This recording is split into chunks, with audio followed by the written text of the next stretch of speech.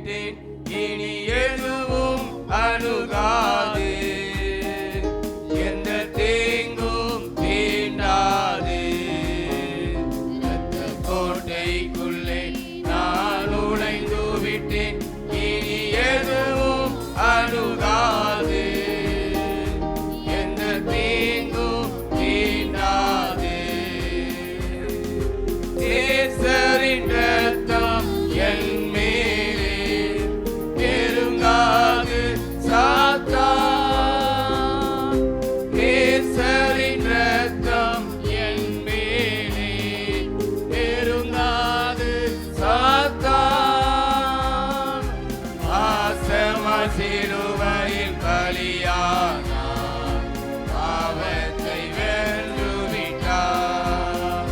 இயேசு பாசமா சிலுவையில் பலியானார், பாவத்தை வென்று விட்டார். எந்த கோட்டைக்குள்ளே நான் நுழைந்து விட்டேன், இனி எதுவும் அணுகாது, எந்த தீங்கும் தீண்டாது.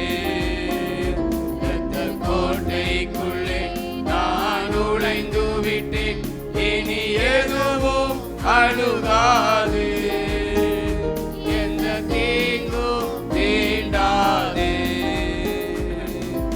இம்மற்றும் உதவின எபினேசரே, இனியும் காத்திடுவார். இம்மற்றும் உதவின எபினேசரே, இனியும் காத்திடுவார். உலகிலே இருக்கும் அவனை விட என் தேவன் பெரியவரே. இந்த உலகிலே இருக்கும் அவனை விட என் தேவன் பெரியவரே. இரத்த கோட்டைக்குள்ளே நான் நுழைந்து விட்டேன், இனி எதுவும் அணுகாது, எந்த தீங்கும் தீண்டாது. இரத்த கோட்டைக்குள்ளே நான் நுழைந்து விட்டேன், இனி எதுவும் அணுகாது, எந்த தீங்கும் தீண்டாது. தேவனை ஒளியும் மீட்புமானார், யாருக்கு அஞ்சிடுவேன். தேவனை ஒளியும் மீட்புமானார், யாருக்கு அஞ்சிடுவேன். அவரே என் வாழ்வின் நலனானார், யாருக்கு பயப்படுவேன். அவரே என் வாழ்வின் நலனானார், யாருக்கு பயப்படுவேன். இரத்த கோட்டைக்குள்ளே நான் நுழைந்து விட்டேன், இனி எதுவும் அணுகாது, எந்த தீங்கும் தீண்டாது. இரத்த கோட்டைக்குள்ளே நான் நுழைந்து விட்டேன், இனி எதுவும் அணுகாது, எந்த தீங்கும் தீண்டாது. தாய் தன் பிள்ளையை மறந்தாலும் மறவாத என் நேசரே. தாய் தன் பிள்ளையை மறந்தாலும் மறவாத என் நேசரே. ஆயனை போல நடத்துகிறீர், அபிஷேகம் செய்கின்றீர். என்னை ஆயனை போல நடத்துகிறீர், அபிஷேகம் செய்கின்றீர். இரத்த கோட்டைக்குள்ளே நான் நுழைந்து விட்டேன், இனி எதுவும் அணுகாது, எந்த தீங்கும் தீண்டாது. இரத்த கோட்டைக்குள்ளே நான் நுழைந்து விட்டேன், இனி எதுவும் அணுகாது, எந்த தீங்கும் மலைகள் குன்றுகள் விலகினாலும் மாறாது உம் கிருபை. மலைகள் குன்றுகள் விலகினாலும் மாறாது உம் கிருபை. அநாதி சிநேகத்தால் இழுத்து கொண்டீர், அனைத்து சேர்த்து கொண்டீர். என்னை அநாதி சிநேகத்தால் இழுத்து கொண்டீர், அனைத்து சேர்த்து கொண்டீர். கோட்டைக்குள்ளே நான் நுழைந்து விட்டேன், இனி எதுவும் அணுகாது, எந்த தீங்கும் தீண்டாது. கோட்டைக்குள்ளே நான் நுழைந்து விட்டேன், இனி எதுவும் அணுகாது, எந்த தீங்கும் தீண்டாது. அல்லேலூயா.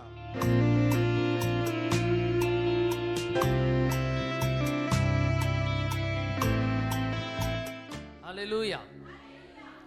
வந்திருக்கிற யாவருக்கும் இயேசுவின் நாமத்தினாலே அன்பின் வாழ்த்துக்களை தெரிவித்துக் கொள்கிறேன். இந்த ஆண்டிலே 2வது ஞாயிற்றுக்கிழமை காலை வேளையிலே கர்த்தர் நம்மை அவரை ஆராதிக்கிறதற்காக, பாடி துதிக்கிறதற்காக நம்மை சேர்த்திருக்கிறார். ஆமென். அல்லேலூயா. ஒரு விசையாய் நமக்கு ஆயுசு நாட்களை கர்த்தர் நமக்கு கூட்டி தந்திருக்கிறார். ஆமென். அல்லேலூயா. வேதாகமத்திலே சங்கீதக்காரன் எப்படி சொல்லுகிறார், கர்த்தர் எனக்கு தமது கிருபையை அதிசயமாய் விளங்க பண்ணினபடியினால் அவரை ஸ்தோத்தரிப்பேன் என்று சொல்லியிருக்கிறார். அந்த வேளையிலே ஒரு நன்றி செலுத்தி ஒரு பாடலை பாடுவோம். நன்றி பலிகள் செலுத்தியே நாம் ஆலயம் கூடி வந்தோம் என்ற பாடலை எல்லாரும் கரங்களை தட்டி சேர்ந்து பாடுவோம்.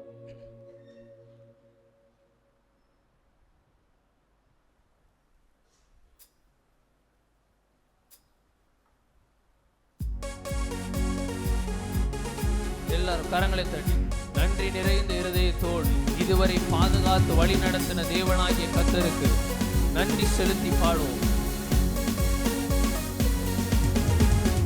நன்றி பலிகள் செலுத்தியே நாங்கள் ஆலயம் கூடி வந்தோம். துதி பலிகள் செலுத்தியே நாங்கள் உம்மை போற்ற வந்தோம்.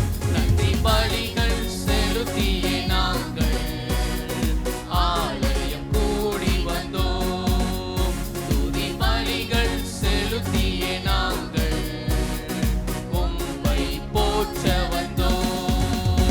கர்த்தர் செய்த நன்மைக்காக நன்றி செலுத்த வந்தோம்.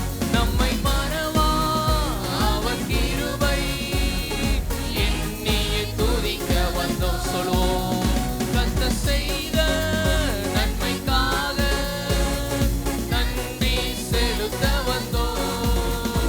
நம்மை மறவா அவர் கிருபை எண்ணியே துதிக்க வந்தோம். நன்றி பலிகள் செலுத்தியே நாங்கள் ஆலயம் கூடி வந்தோம்.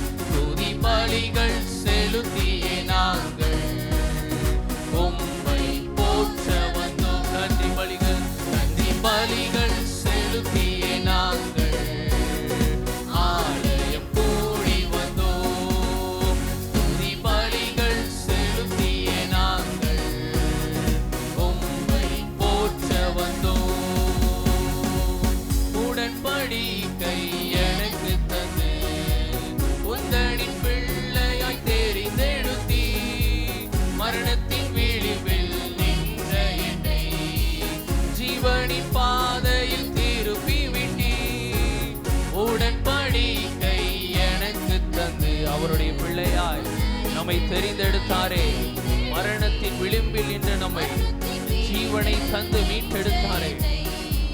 ஜீவனின் பாதையில் திருப்பி விட்டி. கர்த்தர் செய்த நன்மைக்காக நன்றி செலுத்த வந்தோம். நம்மை மறவா அவர் கிருபை எண்ணியே துதிக்க வந்தோம். கர்த்தர் செய்த நன்மைக்காக நன்றி செலுத்த வந்தோம்.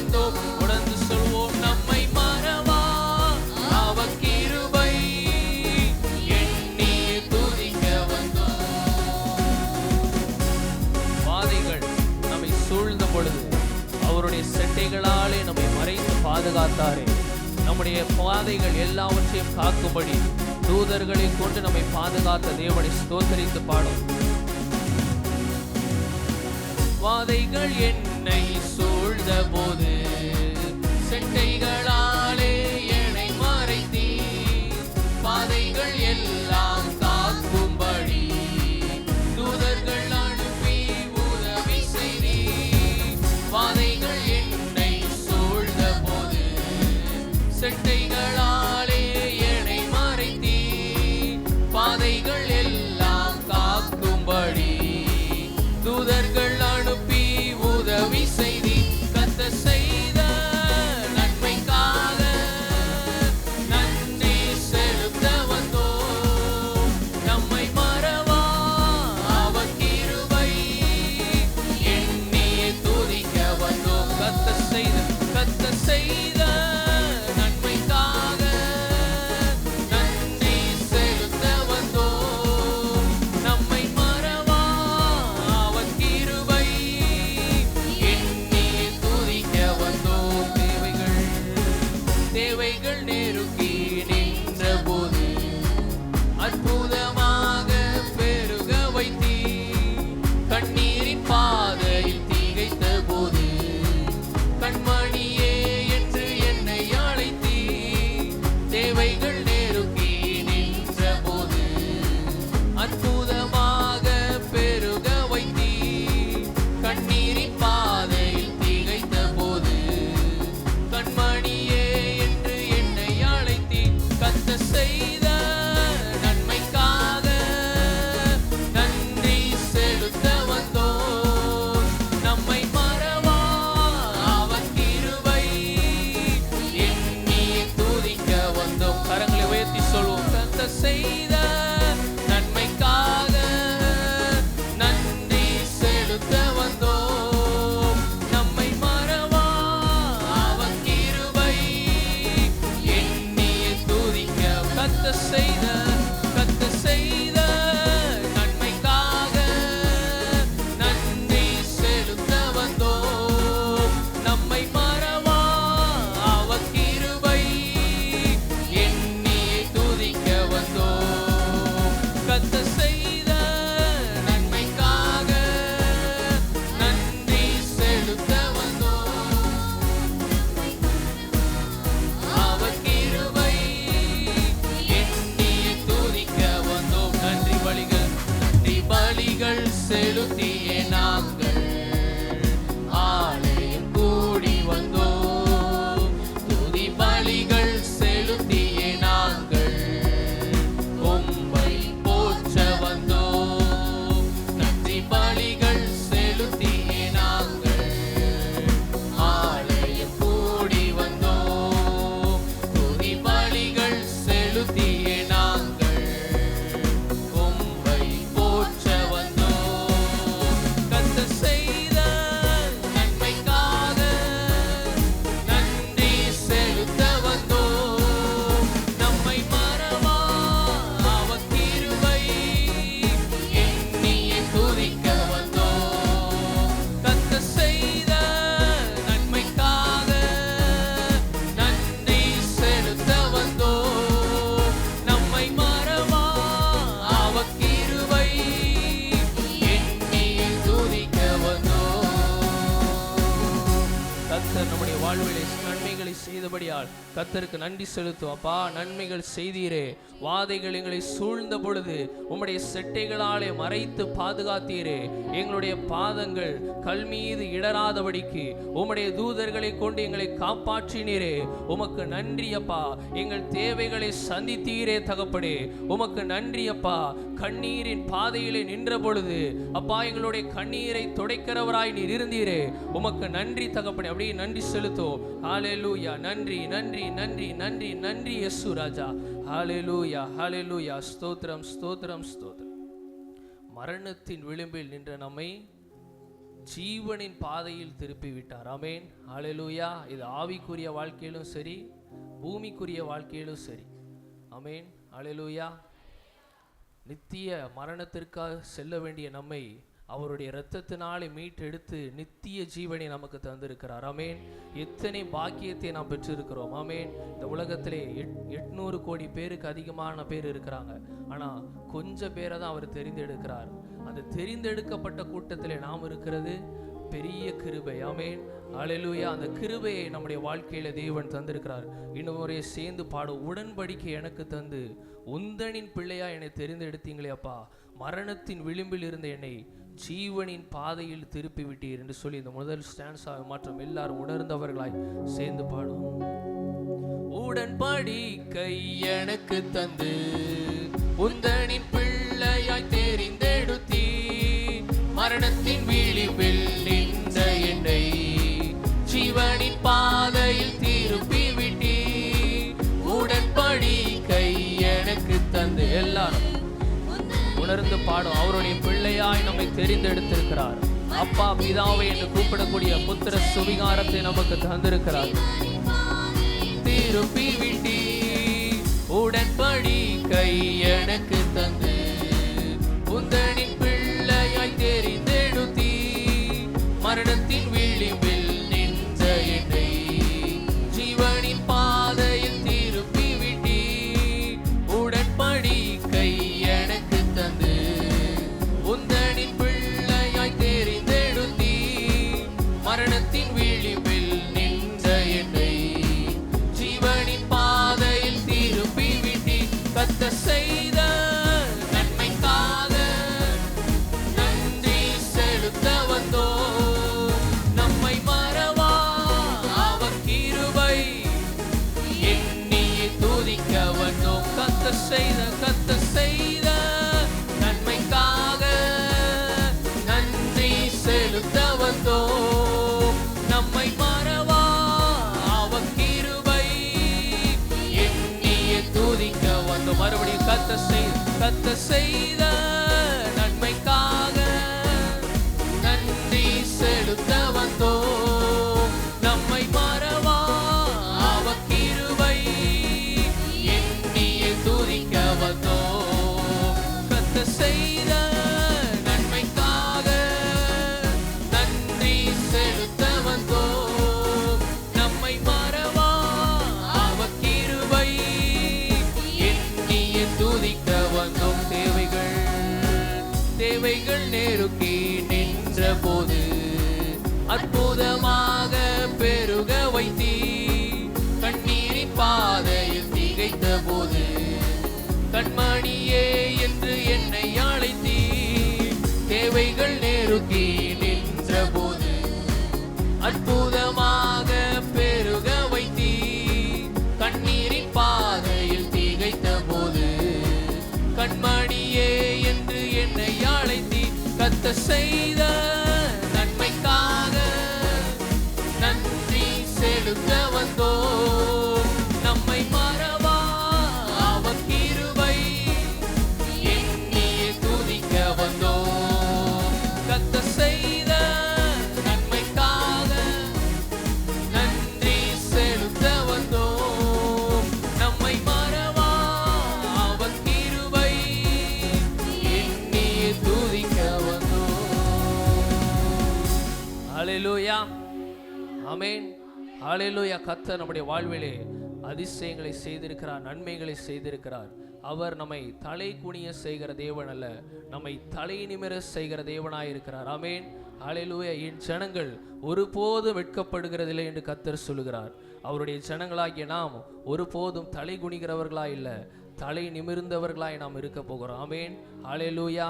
சிலுவையிலே இரத்தத்தை சிந்தி நமக்காக சகலவற்றையும் அவர் தீர்த்து விட்டார். ஆமென். நம்மை பிள்ளைகளாக மாற்றி இருக்கிறார், நம்முடைய தேவைகளை சந்திக்கிறவராய் இருக்கிறார். இன்னொரு பாடலை கூட சேர்ந்து பாடுவோம். தலை நிமிர செய்தார், என்னை உயர்த்தி விட்டார், இனி நான் கலங்குவதில்லையே. இந்த பாடலை சேர்ந்து நாம் பாடுவோம்.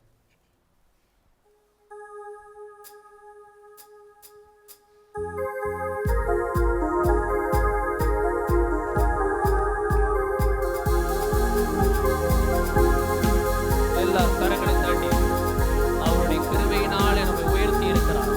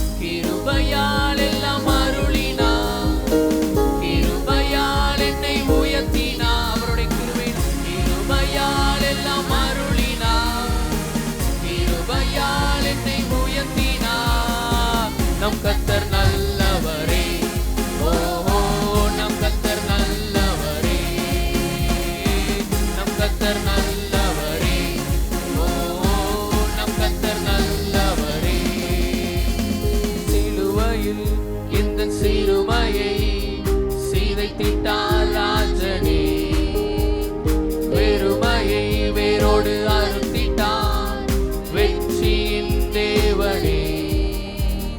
சிலுவையில் எந்த சிறுமையை சீதைத்திட்டார் ராஜனே, வெறுமையை வேரோடு அறுத்திட்டார் வெற்றியின் தேவனே.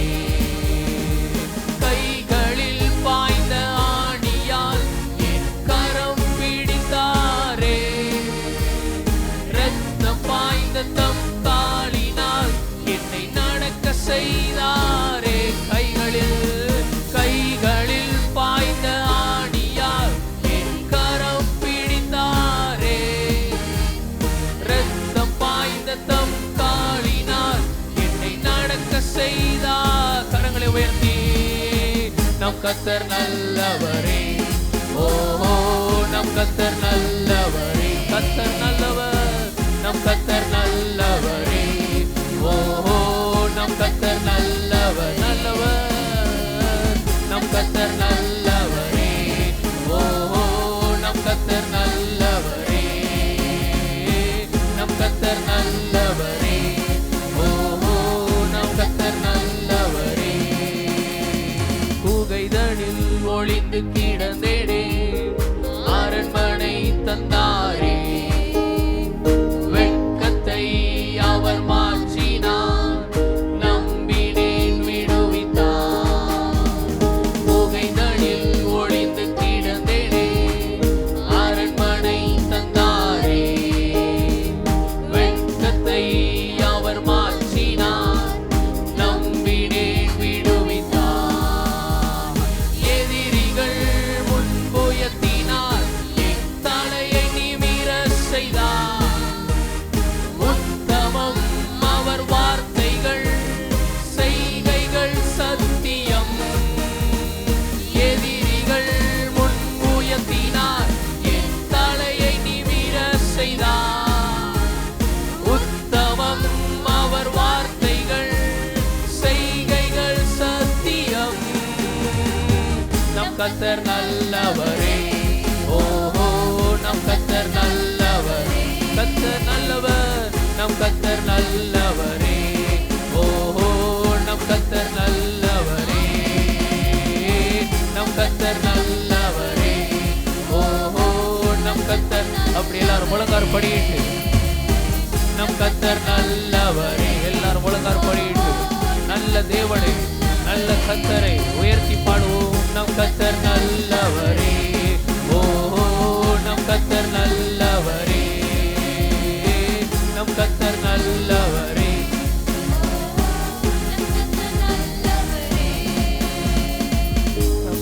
நல்லவரே, ஓ நம் கர்த்தர் நல்லவரே, நம் கர்த்தர் நல்லவரே, ஓஹோ நம் கர்த்தர் நல்லவரே. தலை நிமிர செய்தார், என்னை உயர்த்தி விட்டார், இனி நான் கலங்குவதில்லையே. பலனடைய செய்தார், என்னை மகிழ செய்தார், இனி என்றும் பயம் எனக்கில்லையே. தலை நிமிர செய்தார், என்னை உயர்த்தி விட்டார், இனி நான் கலங்குவதில்லையே. பலனடைய செய்தார், என்னை மகிழ செய்தார், இனி என்றும் பயம் எனக்கில்லையே. கிருபையால் எல்லாம் அருளினார், கிருபையால் என்னை உயர்த்தினார், கிருபையால் எல்லாம் அருளினார், கிருபையால் என்னை உயர்த்தினார். நம் கர்த்தர் நல்லவரே, ஓஹோ நம் கர்த்தர் நல்லவர், அவரை உயர்த்தி பாடுவோம். நம் கர்த்தர் நல்லவரே, ஓஹோ நம் கர்த்தர் நல்லவரே, நம் கர்த்தர் நல்லவர், நம் கர்த்தர் நல்லவரே, ஓஹோ நம் கர்த்தர் நல்லவரே, நம் கர்த்தர் நல்லவரே, ஓஹோ நம் கர்த்தர் நல்லவரே, நம் கர்த்தர் நல்லவர், நம் கர்த்தர் நல்லவரே, ஓஹோ நம் கர்த்தர் நல்லவரே. கூகைதனில் ஒளிந்து கிடந்தேனே, அரண்மனை தந்தாரே, வெட்கத்தை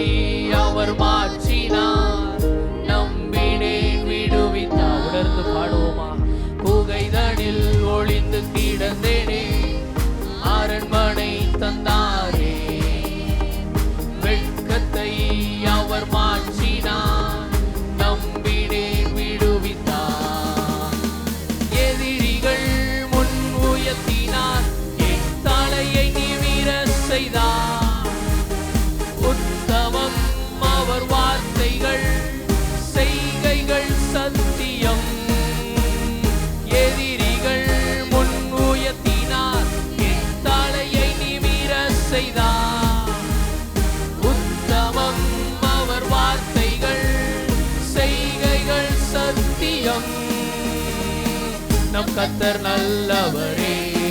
ஓஹோ நம் கர்த்தர் நல்லவரே, நம் கர்த்தர் நல்லவரே.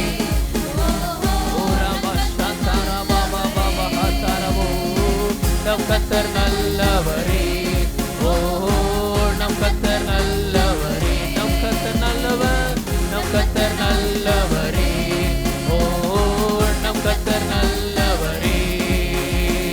துதிப்பேன் துதிப்பேன் துதித்துக் கொண்டே இருப்பேன், துதிப்பேன் துதிப்பேன் துதித்துக் கொண்டே இருப்பேன். ஹல்லேலூயா ஹல்லேலூயா ஆனந்தமே, ஹல்லேலூயா ஆனந்தமே, ஹல்லேலூயா ஆனந்தமே, ஹல்லேலூயா ஹல்லேலூயா ஹல்லேலூயா ஆனந்தமே, ஹல்லேலூயா ஆனந்தமே, ஹல்லேலூயா ஆனந்தமே, ஹல்லேலூயா ஆனந்தமே.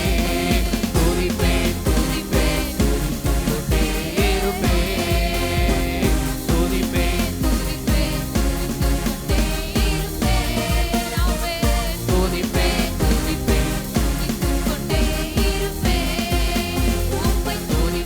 துதிப்பேன். தேவனை சார்ந்து வாழ்கின்ற எனக்கு, தேவனை சார்ந்து வாழ்கின்ற எனக்கு என்றும் விடுதலை. தேவனை சார்ந்து வாழ்கின்ற எனக்கு என்றும் விடுதலை. அவரது நாமம் அறிந்த எனக்கு அவரே அடைக்கலம், அவரது நாமம் அறிந்த எனக்கு அவரே அடைக்கலம். கரங்களை உயர்த்தி சொல்வோம். ஹல்லேலூயா ஆனந்தமே, ஹல்லேலூயா ஆனந்தமே, ஹல்லேலூயா ஆனந்தமே. ஓராவா சாந்தாரபாலஹதரபோ. வேடனின் கண்ணிக்கும் பாழாக்கும் கொள்ளை நோக்கும் சம்பவித்து பாதுகாக்கிற தேவ நீரானவரே, உம்மை நம்பி சார்ந்திருக்கிறவர்களுக்கு விடுதலையை தருகிறீரானவரே. நீர் அடைக்கலமாய் நீர் இருக்கிறீர் அப்பா, நீர் கோட்டையாய் இருக்கிறீர் தகப்பனே. விடுதலையை தருகிறவராய் நீர் இருக்கிறீர் அப்பா. ஓ ராபா சாந்தாரபாபா. ஹல்லேலூயா ஆனந்தமே, ஹல்லேலூயா ஆனந்தமே, ஹல்லேலூயா ஆனந்தமே, ஹல்லேலூயா ஆனந்தமே. வழிகளில் எல்லாம் என்னை காக்க தூதர்கள் எனக்குண்டு, வழிகளில் எல்லாம் என்னை காக்க தூதர்கள் எனக்குண்டு. பாதம் கல்லில் மோதாமல் காத்து கரங்களில் ஏந்துவார், பாதம் கல்லில் மோதாமல் காத்து கரங்களில் ஏந்துவார். ஹல்லேலூயா ஆனந்தமே, ஹல்லேலூயா ஆனந்த. எல்லாரும் விடுதலையோடு. ஓ ராபாபா சந்தரபாபஹதரபோ, ரிபாபஹதரபோ சந்தரபலஹதரபோ, ராபலஹதரபோ சந்தரபோ.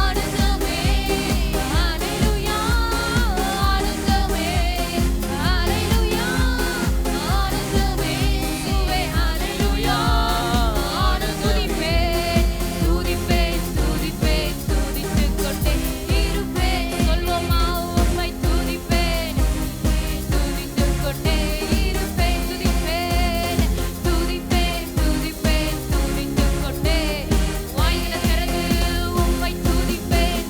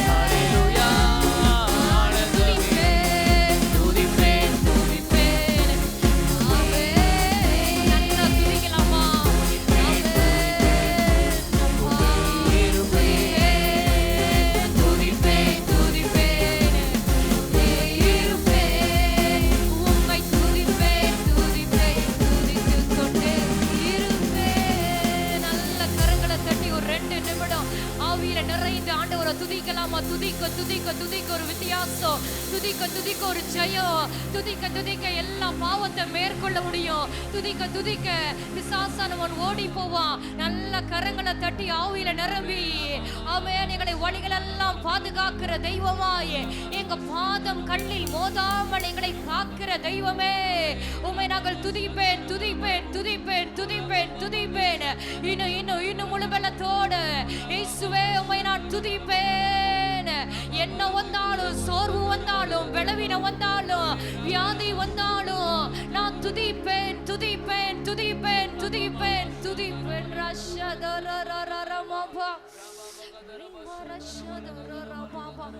அப்படியே கொஞ்சம் விட்டு கொடுத்து வாய்களை திறந்து ஆண்டவரை ஒரு நிமிடம் நல்லா துதிக்கலாமா? துதித்து துதித்து சந்தோஷத்தினாலப்பா துதிக்க துதிக்க எவ்வளவு பெரிய இன்பம் நம்மளை ஆளுகை செய்கிறது இத்தனை பேர் உணர முடிகிறது. வாயை திறந்து ஆண்டவரை துதிக்கும் போதே கர்த்தருடைய பிரசன்ன ஆளுகை செய்யும். அவர் நல்லவர், நம்ம தலைகளை நிமிர செய்கிற தெய்வமாய் நம்ம கூட இருக்கிறார் அல்லவா? அவரை உயர்த்துவோமா? நல்ல விடுதலையோட துதித்து துதித்து துதித்து துதித்து இயேசுவே ஆத்துமா உம்மை துதிப்பதாக. அப்படியே எல்லாரும் எழும்பி நின்று ஆண்டவரை ஆராதிக்கலாமா?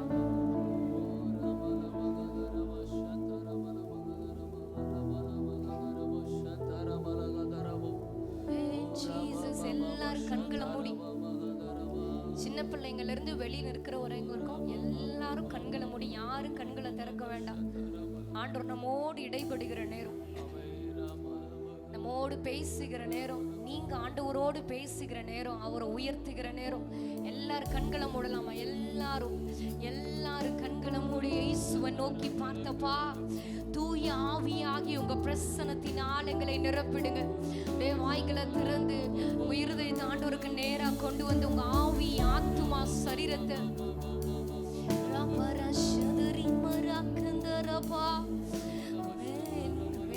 அப்படியே கொஞ்சம் விட்டு கொடுத்து துதிக்க ஆரம்பிக்கலாமா? கர்த்தர் செய்த நன்மைகள் எல்லாம் நினைத்து, கர்த்தர் உங்களுக்கு பாராட்டின நன்மைகள் எல்லாம் நினைத்து இன்னும் இன்னும் சத்தத்தை உயர்த்தி, வாலிபர்கள் சத்தத்தை உயர்த்தி ஆண்டவரை துதிக்கலாமா? எவ்வளவு நன்மைகள் நம்ம வாழ்க்கையில செய்திருக்கிறார். இந்த இடத்துல நீங்க ஜீவனோட நிற்கிறீங்கன்னா கர்த்தருடைய கிருபையினால மாத்திரம்தான். எத்தனையோ பேர் இந்த நாளை பார்க்கல, ஆனா கிருபையாக அவர் நம்மை ரட்சித்து சபையில சேர்த்து இருக்கிறார் அல்லவா?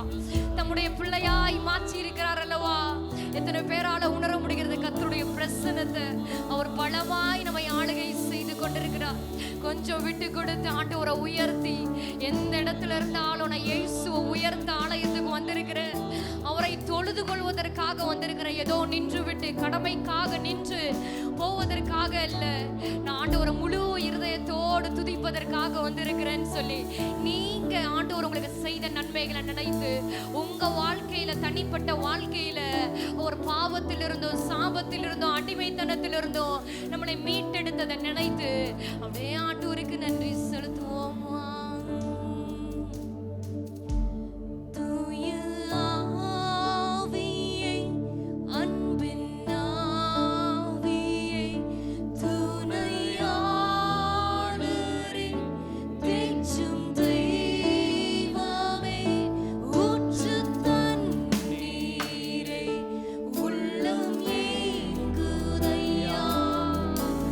வரவே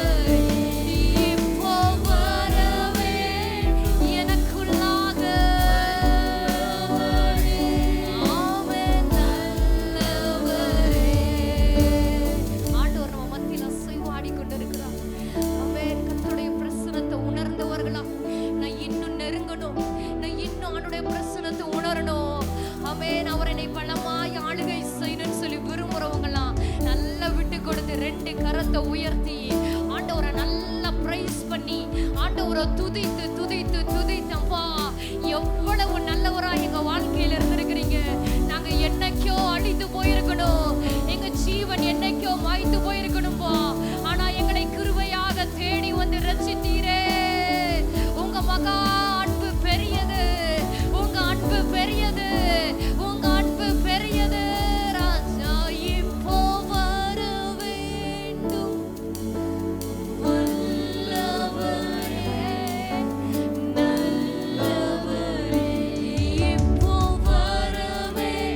எனக்குள்ளாக இயேசுவே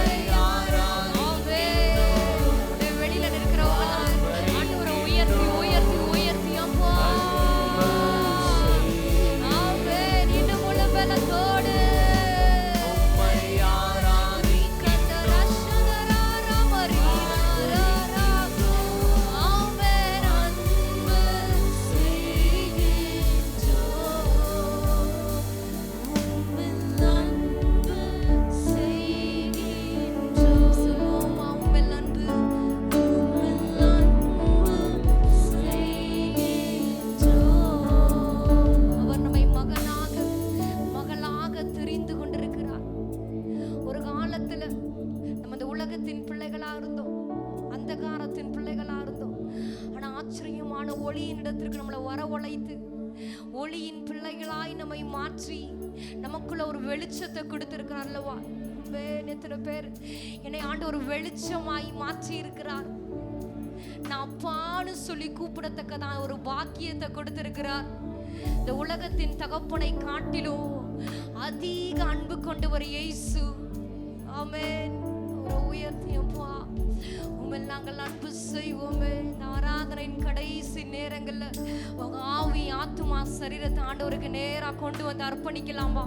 அவருக்கு முன்பாக ஜீவ பலியப்பா இன்னும் அதிகமா உங்களை நேசிக்க, உங்க சமூகத்தை வாஞ்சிக்க, ஏதோ இந்த ஞாயிறு ஆராதனையின் வேளையில மாத்திரமல்ல ஒவ்வொரு நாளும் உங்க சமூகத்தை, உங்க பிரசன்னத்தை வாஞ்சிக்க எங்களுக்கு கிருபை தாங்க.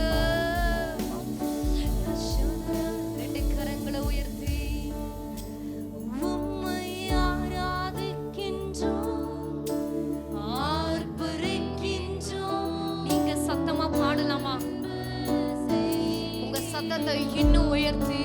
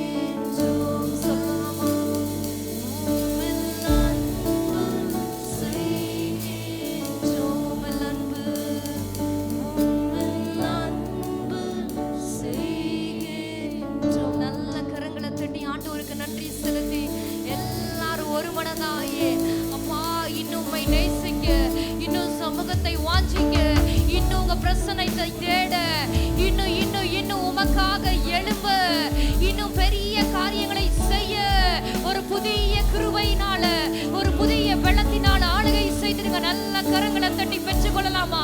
ஒரு புதிய பலன், ஒரு புதிய கிருபையினால, ஒரு புதிய பலத்தினால இடை கட்டுங்கப்பா. Thank you Jesus. நீங்க அப்படி செய்கிற கிருபைகளுக்காக நன்றி செலுத்துகிறோம்.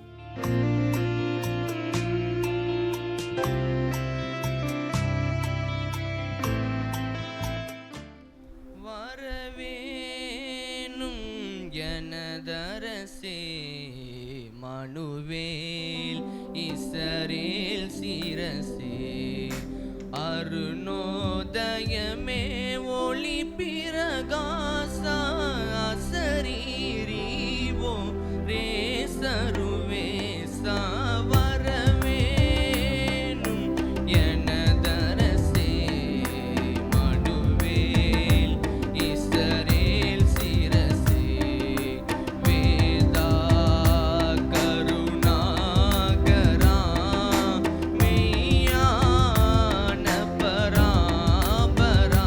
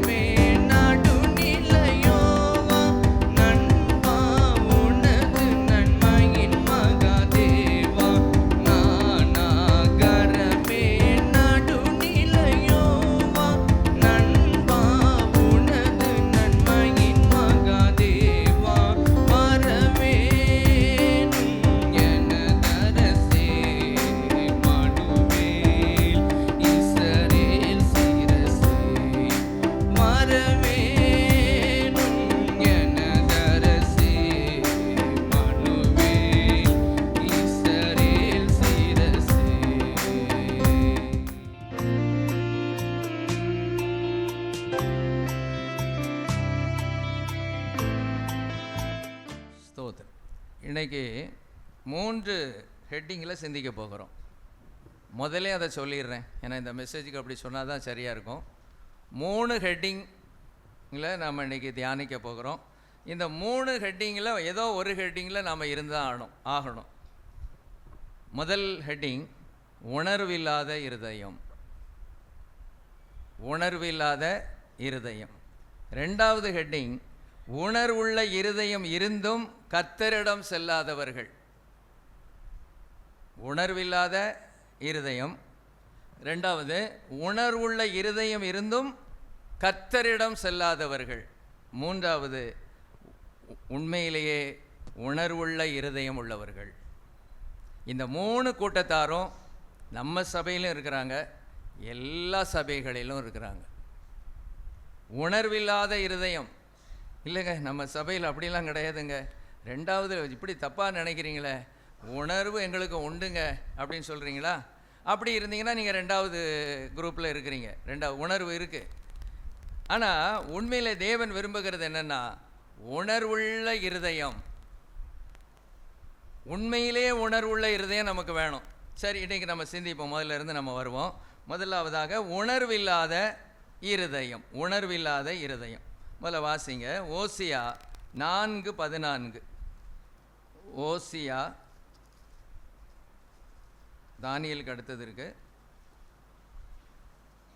ஓசியா 4:14. உங்கள் குமாரத்திகள் வேசித்தனம் செய்கிறது நிமித்தமும் உங்கள் மருமக்கள்மார் விபச்சாரம் செய்கிறது நிமித்தமும் நான் அவர்களை தண்டியாமல் இருப்பேனோ? அவர்கள் விலகி வேசிகளோட கூட போய் தாசிகளோட பலியிடுகிறார்கள். உணர்வில்லாத ஜனங்கள் அதனால் சிக்குண்டு விழுவார்கள். உணர்வில்லாத ஜனங்கள் அதனால் சிக்குண்டு விழுவார்கள். யாரை குறித்து சொல்லியிருக்கு? 4ஆம் அதிகாரம் முதல் வார்த்தையை பாருங்க. இஸ்ரவேல் புத்திரரே, கர்த்தருடைய வார்த்தையை கேளுங்கள். அப்போ இந்த உணர்வில்லாத ஜனங்கள் யாரு? இஸ்ரவேல் ஜனங்கள். நீங்கள் அதில் வாசித்து பார்த்தா கிட்டத்தட்ட 20 பாவங்கள் சொல்லப்பட்டிருக்கிறது. இஸ்ரவேல் ஜனங்கள் செய்த பாவங்கள். இப்போ மற்ற ஜனங்களை குறித்து அவர் உணர்வில்லாதவங்கன்னு சொல்ல மாட்டார். ஏன்னா அவங்களுக்கு உணர்வு தேவையில்லை. அவங்களுக்கு எது பாவம், எது பரிசுத்தம், எது சரி, எது தவறுன்னு அவங்களுக்கு என்ன செய்யாது, தெரியாது. அவங்க பாவத்தை தண்ணியை போல குடிக்கிற ஆட்கள். ஆகவே அவங்கள குறித்து ஆண்டவர் பேசலை. யாரை குறித்து தான் பேசுகிறார் இந்த இடத்துல? இஸ்ரவேல் ஜனங்களை குறித்து பேசுகிறார். கிட்டத்தட்ட நீங்கள் அந்த இது வரைக்கும் 17 வசனம் வரைக்கும் அந்த அதிகாரம் முழுசும் வாசித்தீங்கன்னா கிட்டத்தட்ட 20 பாவங்கள் இருக்குது. நிறைய பாவங்களை சொல்லிக்கிட்டே வர்றாரு. அப்படி இருக்கிறாங்க, இப்படி இருக்கிறாங்க, தூபம் காட்டுகிறார்கள், அறிவில்லாமல் இருக்கிறார்கள், வேதத்தை மறந்தார்கள், அவர்கள் கர்த்தரை மதிக்கலை, அவர்கள் வேசித்தனம் பண்ணுகிறார்கள், திராட்சரசம் மதிபானம் குடிக்கிறார்கள், கட்டையினிடத்தில் ஆலோசனை கேட்கிறார்கள். இப்படி நிறைய காரியத்தை இஸ்ரவேல் ஜனங்களை குறித்து சொல்லியிருக்கு. அப்போது இவர்கள் இஸ்ரவேல் ஜனங்கள் உணர்வில்லாத ஜனங்கள். எதில் உணர்வில்லை அவங்களுக்கு? இதில் எதில் உணர்வில்லை அவங்களுக்கு? இப்போ நான் படித்ததில் ஃபுல்லாக வாசிக்கலை. பாவம் எது, பரிசுத்தம் எதுன்னு தெரியல. பாவத்தை அவங்க செய்கிறாங்க, ஆனால் அவங்களுக்கு என்ன இல்லை? உணர்வு இல்லை. ஐயோ, நான் பாவம் செய்கிறேனே, நான் ஒரு இஸ்ரவேலன் அல்லவா, என் தேவனாகிய கர்த்தர் என்னை பாவத்தை வெறுக்கிறாரே அப்படிங்கிற உணர்வு என்ன செய்யலை அவங்களுக்கு இல்லை. சரி, இயேசு கிறிஸ்து என்ன சொன்னார்னு பாருங்க. மார்க்கு 7ஆம் அதிகாரம் 18ஆம் வசனத்தை பாருங்க. மார்க்கு 7:18. இதெல்லாம் நீங்க ஃபுல்லா வாசிக்கணும். அவர், நீங்களும் இவ்வளவு உணர்வில்லாதவர்களா? புறம்பே இருந்து மனுஷருக்குள்ளே போகிறது ஒன்றும் அவனை தீட்டுப்படுத்த மாட்டாதென்று நீங்கள் அறிந்து கொள்ளவில்லையா? சரி, அதற்கு அவர், நீங்களும் இவ்வளவு உணர்வில்லாதவர்களா? இப்போ யாரை பார்த்து சொல்றாரு? சீஷர்களை பார்த்து சொல்றாரு, நீங்கள் உணர்வில்லாதவர்களா? அவங்களுக்கு என்ன இல்லை? உணர்வு இல்லை. என்ன உணர்வு இல்லை? ஆண்டவர் சொல்றாரு, வயிற்றுக்குள்ள போவது மனுஷன் என்ன செய்யாது? தீட்டுப்படுத்தாது. இருதயத்திலிருந்து வெளியே வருகிறதே மனுஷனை தீட்டுப்படுத்தும் அப்படின்னா ஆண்டவர் என்ன செய்கிறார் சொல்றாரு. அதை அவங்க புரிஞ்சுக்கல. அவங்க கேட்குறாங்க 17ஆம் வசனத்தில், அவர் ஜனங்களை விட்டு வீட்டுக்குள் பிரவேசித்த போது அவருடைய சீஷர்கள் அவர் சொன்ன ஓமையை குறித்து அவரிடத்தில் விசாரித்தார்கள். அப்போ இவங்களுக்கு எதில் உணர்வு இல்லை? போதனையை குறித்த ஒரு உணர்வு இல்லை. போதிக்கிறார் ஆண்டவர், உபதேசிக்கிறார் இயேசு கிறிஸ்து. அந்த போதனையை விளங்கி கொள்ளக்கூடிய ஒரு உணர்வு அவங்களுக்கு இல்லை. சரி, பவுல் என்ன சொல்றாரு? ரோமர் 1:21, ரோமருக்கு எழுதின நிருபம் 1ஆம் அதிகாரம் 21ஆம் வசனம். அவர்கள் தேவனை அறிந்தும்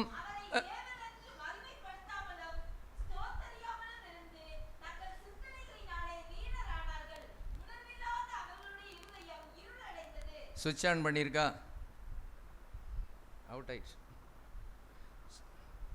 அவர்கள் தேவனை அறிந்தும் அவரை தேவன் என்று மகிமைப்படுத்தாமலும் ஸ்தோத்தரியாமலும் இருந்து தங்கள் சிந்தனைகளினாலே வீணரானார்கள். உணர்வில்லாத அவருடைய இருதயம் இருளடைந்தது. இது யாரை குறித்து சொல்லியிருக்கு? புறஜாதிகளை குறித்து சொல்லியிருக்கு.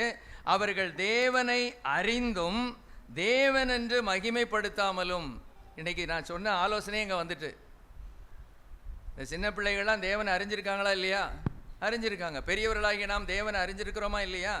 அவர்கள் தேவனை அறிந்தும் அவரை தேவன் என்று மகிமைப்படுத்தாமலும் ஸ்தோத்தரியாமலும் இருந்து தங்கள் சிந்தனைகளினாலே வீணரானார்கள். உணர்வில்லாத அவருடைய இருதயம் இருளடைந்தது. அப்போ புறஜாதியாருடைய இருதயம் இப்போ எப்படி இருக்குது? உணர்வில்லாமல் இருக்குது. நம்ம பிள்ளைகளுடைய இருதயம் உணர்வில்லாமல் இருக்குது. கர்த்தரை ஸ்தோத்தரிக்கணும், கர்த்தரை ஆராதிக்கணும், கர்த்தரை பாடணும், அவரை மகிமைப்படுத்தணும் அப்படிங்கிற ஒரு உணர்வு நம்ம சின்ன பிள்ளைகளுக்கு என்ன செய்யலை? இல்லை, வாயை திறக்க முடியல. அப்போ உணர்வு அவங்களுக்கு வேணும். நீங்கள் சொல்லலாம், என் பிள்ளை ரொம்ப கம்மியான வயசுங்க, 10 வயசுங்க, 12 வயசுங்க. இல்லைங்க, 12 வயசில் இப்போ எல்லாமே தெரியுது பிள்ளைகளுக்கு எல்லாம் தெரியும். அசுத்தமான காரியங்கள் கூட அவங்களுக்கு தெரியும். நாங்கள்லாம் சின்ன வயசாக இருக்கும்போது நமக்கெல்லாம் அதெல்லாம் தெரியாது. வயது வரும்போது, கொஞ்சம் பெரிய வயது வரும்போது தான் அது என்ன செய்யும், தெரிய வர ஆரம்பிச்சுது. இன்றைக்கி இல்லை. ஏன்னா பாவம் பெருகி போகும், அறிவு பெருகி போகும். அறிவு பெருகி போகும்னா விஞ்ஞான அறிவு மாத்திரமல்ல, பாவ அறிவும் பெருகி போகும். சரி, அதான் சொல்லுவாங்க, பிஞ்சில் பழுத்துட்டான் அப்படின்னு சொல்லுவாங்க. அப்படி ஒரு பழமொழி இருக்குது தெரியுமா? பிஞ்சில் பழுத்துட்டான்னு சொல்லுவாங்க. பிள்ளைகளுக்கு 10 வயசு ஆகிட்டா எல்லாமே தெரியும். அந்த அளவு இந்த நாட்கள் என்ன செய்திருக்கு?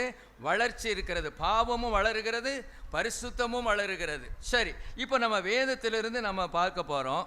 தெரிந்த காரியத்தை தான் அவங்க அப்படியே லைட்டாக டச் பண்ணிக்கிட்டே போகிறேன். லைட்டாக முதலாவதாக உணர்வில்லாத இருதயம். இன்னைக்கு முதல்ல ஒரு கொஞ்சம் பேரை நம்ம பார்ப்போம். ஆதியாகமம் 3ஆம் அதிகாரம் 11 13.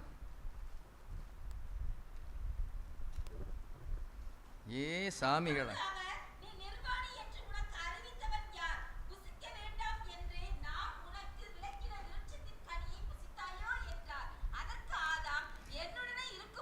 நீங்கள் உங்கள் இது சரியில்லை. அதற்கு ஆதாம், என்னுடனே இருக்கும்படி தேவரீர் தந்த ஸ்திரீயானவள் அவ்விருட்சத்தின் கனியை எனக்கு கொடுத்தாள், நான் புசித்தேன் என்றான். அப்பொழுது தேவனாகிய கர்த்தர் ஸ்திரீயை நோக்கி, நீ இப்படி செய்தது என்ன என்றார். ஸ்திரீயானவள், சர்ப்பம் என்னை வஞ்சித்தது, நான் புசித்தேன் என்றாள். சரி, தெரிஞ்ச சம்பவம் தான். ஆதாம்கிட்டையும் ஆண்டவர் கேட்கிறார், ஏவாள்கிட்டையும் கேட்குறாரு. 2 பேருக்கும் என்ன இல்லை? உணர்வு இல்லை. என்ன யார் கேட்குறாங்கிற உணர்வு முதல்ல இருக்கணுமா வேண்டாமா? கேட்கறது யாரு? நான் ஒரு மண்ணால் உண்டாக்கப்பட்டவன். சிருஷ்டி கர்த்தா முன்னால் இருக்கிறாரு. சிருஷ்டிக்கப்பட்ட நான் அவருக்கு முன்னால் நிற்கிறேன். அவர் என்கிட்ட கேட்குறாரு. அவர்கிட்ட நான் பதில் என்ன சொல்கிறேன்? அதற்கு ஆதாம், என்னுடனே இருக்கும்படி தேவரீர் தந்த ஸ்திரீயானவள் அவ்விருட்சத்தின் கனியை எனக்கு கொடுத்தாள், நான் புசித்தேன். அப்பொழுது ஸ்திரீட்ட கேட்கும்போது, சர்ப்பம் என்னை வஞ்சித்தது. அப்போ 2 பேருக்கு என்ன இல்லை? உணர்வு இல்லை. தெய்வ பிள்ளைகளாகிய நமக்கு இன்றைக்கு உணர்வு இருக்கிறதா? நான் ஒரு தவறு செய்யும்போது, ஐயோ நான் தவறு செய்து விட்டேனே, ஒரு தவறான வார்த்தைகளை பேசின உடனே, ஐயோ நான் தவறான வார்த்தைகளை பேசிவிட்டேனே, ஒரு தவறான பார்வை என் கண்கள் மூலமாக வந்தவுடனே, ஐயோ நான் தவறான பார்வை பார்த்து விட்டேனே என்கிற ஒரு உணர்வு இருக்கிறதா? தேவன் அதை விரும்புகிறார். உணர்வுள்ள ஜனமாக நாம் இருக்கணும்னு விரும்புகிறார். நாம் பெரிய பரிசுத்தவான்கள் அல்ல. பைபிள் அப்படி தான் சொல்லுது. நன்மை செய்கிறவன் ஒருவனும் இல்லை, ஒருவனாகிலும் இல்லை. அது மாதிரி நீதிமான் ஒருவனாகிலும் இல்லை. எல்லாரும் பாவம் செய்து தேவ மகிமை அற்றவர்கள் ஆனார்கள், அப்படிதான் சொல்லியிருக்கு. அப்போ தேவன் என்னிடத்துல என்ன விரும்புகிறார் என்றால், செய்த தவறுக்கு ஏதோ ஒரு காரணம் காட்டாமல், ஐயா செய்து விட்டேன் என்னை மன்னித்து கொள்ளுங்கள் ஆண்டவரே, இந்த வார்த்தை தான் நம்மிடத்திலிருந்து வரணும். இதைத்தான் தேவன் விரும்புகிறார். பரலோக ராஜ்யத்துக்கு யார் போவாங்க அப்படின்னா, பரிசுத்தவான்கள் நீதிமான்கள் என்று நீங்கள் சொன்னாலும் நான் சொல்லுகிறேன், பாவங்கள் மன்னிக்கப்பட்டவர்கள் பரலோக ராஜ்யத்துக்கு போவார்கள், பாவங்கள் மன்னிக்கப்படாதவர்கள் நரகத்துக்கு போவார்கள். அப்படி என்றால் என்ன அர்த்தம்? எல்லாரும் பாவம் செய்தவர்கள் தான், ஒருவர் கூட பரிசுத்தவானாக பிறக்கலை. தாவீது சொல்லுகிறார், என் தாய் என்னை பாவத்தில் கற்பந்தரித்தாள் என்று என்ன செய்கிறாங்க சொல்கிறாங்க, நிறையா சொல்கிறாங்க. அது உண்மையோ என்னமோ தெரியல. ஒரு சின்ன பிள்ளை பிறந்துச்சான். சின்ன பிள்ளைக்கு ஏதோ மோதிரம் போட்டாங்களாம். ஏதோ மற்ற யாருடைய மோதிரமோ என்னமோ கொஞ்சம் ஒரு மாதிரி சொல்லுவாங்க. அது பாயிண்ட்டை மாத்திரம் சொல்லிடுறேன். அந்த மோதிரத்தை காணுன்னு சொல்லும்போது அங்கே இங்கெல்லாம் தேடுனா கடைசியில் அந்த பிள்ளை கைக்குள்ளே இருக்கான். எப்படி போச்சுன்னு தெரியல. அது கதைக்காக சொன்னாங்களா, உண்மையாக நடந்துச்சா அது தெரியல. ஆனால் அவங்க அப்பா மகா திருடனாம், கொள்ளைக்காரனாம். அதனால் அந்த கேரக்டர் அந்த பிள்ளைக்கே வந்துட்டு அப்படின்னு சொல்கிறாங்க. அது கதையாக என்னென்னு தெரியல. ஆனால் மனுஷன் பிறக்கும் போதே எப்படி தான் பிறக்கிறான்? பாவியாகத்தான் பிறக்கிறான். யாரும் பரிசுத்தவானாக என்ன செய்யலை, பிறக்கலை. அதான் தாவீது சொல்கிறார், என் தாய் என்னை பாவத்தில் கற்பந்தளித்தாள். அப்போ நம்ம மன்னிக்கப்படுறதுக்குன்னு ஒரு நேரம் இருக்குது. இயேசுவின் இரத்தத்தால் கழுவப்படுவதற்கு தேவன் ஒரு வாய்ப்பை கொடுக்கிறார் நமக்கு. அப்போ தான் நம்முடைய பாவங்கள் கழுவப்படுகிறது, மன்னிக்கப்படுகிறது. அவன் பரலோகத்தில் யார் போயிருக்கிறா? பாவங்கள் மன்னிக்கப்பட்டவர்கள். இது அடுத்தது ஆதியாகமம் 4:8-10 வரைக்கும் வாசிங்க. காயின் தன் சகோதரனாகிய ஆபேலோடே பேசினான். அவர்கள் வயல்வெளியில் இருக்கும் சமயத்தில் காயின் தன் சகோதரனாகிய ஆபேலுக்கு விரோதமாய் எழும்பி அவனை கொலை செய்தான். கர்த்தர் காயினை நோக்கி, உன் சகோதரனாகிய ஆபேல் எங்கே என்றார். அதற்கு அவன், நான் அறியேன், என் சகோதரனுக்கு நான் காவலாளியோ என்றான். அதற்கு அவர், என்ன செய்தாய்? உன் சகோதரனுடைய இரத்தத்தின் சத்தம் பூமியிலிருந்து என்னை நோக்கி கூப்பிடுகிறது.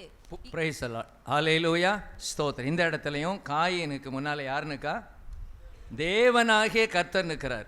இப்போ நீங்கள் ஏன்ட்ட போய் சொல்லிடலாம், ஏன் எனக்கு எல்லாம் என்ன செய்யாது, தெரியாது, நீங்கள் சொல்கிறத நான் கேட்டுக்கிடுவேன். ஒருவேளை தீர்க்கதரிசியாக இருந்தால் ஒருவேளை அவங்களுக்கு சில காரியங்கள் தெரியக்கூடும், சில காரியங்கள் எல்லாம் தீர்க்கதரிசிகளுக்கு தெரியாது. ஆனால் முன்னால் நிற்கிறது யார்? தேவனாகிய கர்த்தர்.